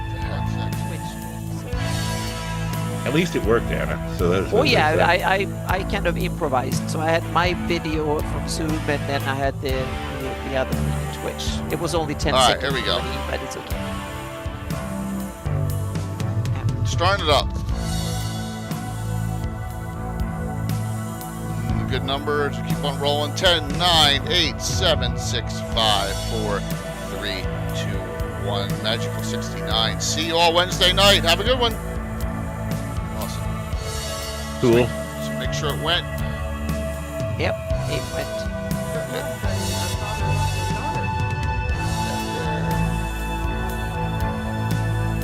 Hit this, and hit this, and hit this, and I'll end this. Where's the raid? Man, where are my freaking... I hate when I lose, like, where my raid buttons are. There we go. Alright, cool.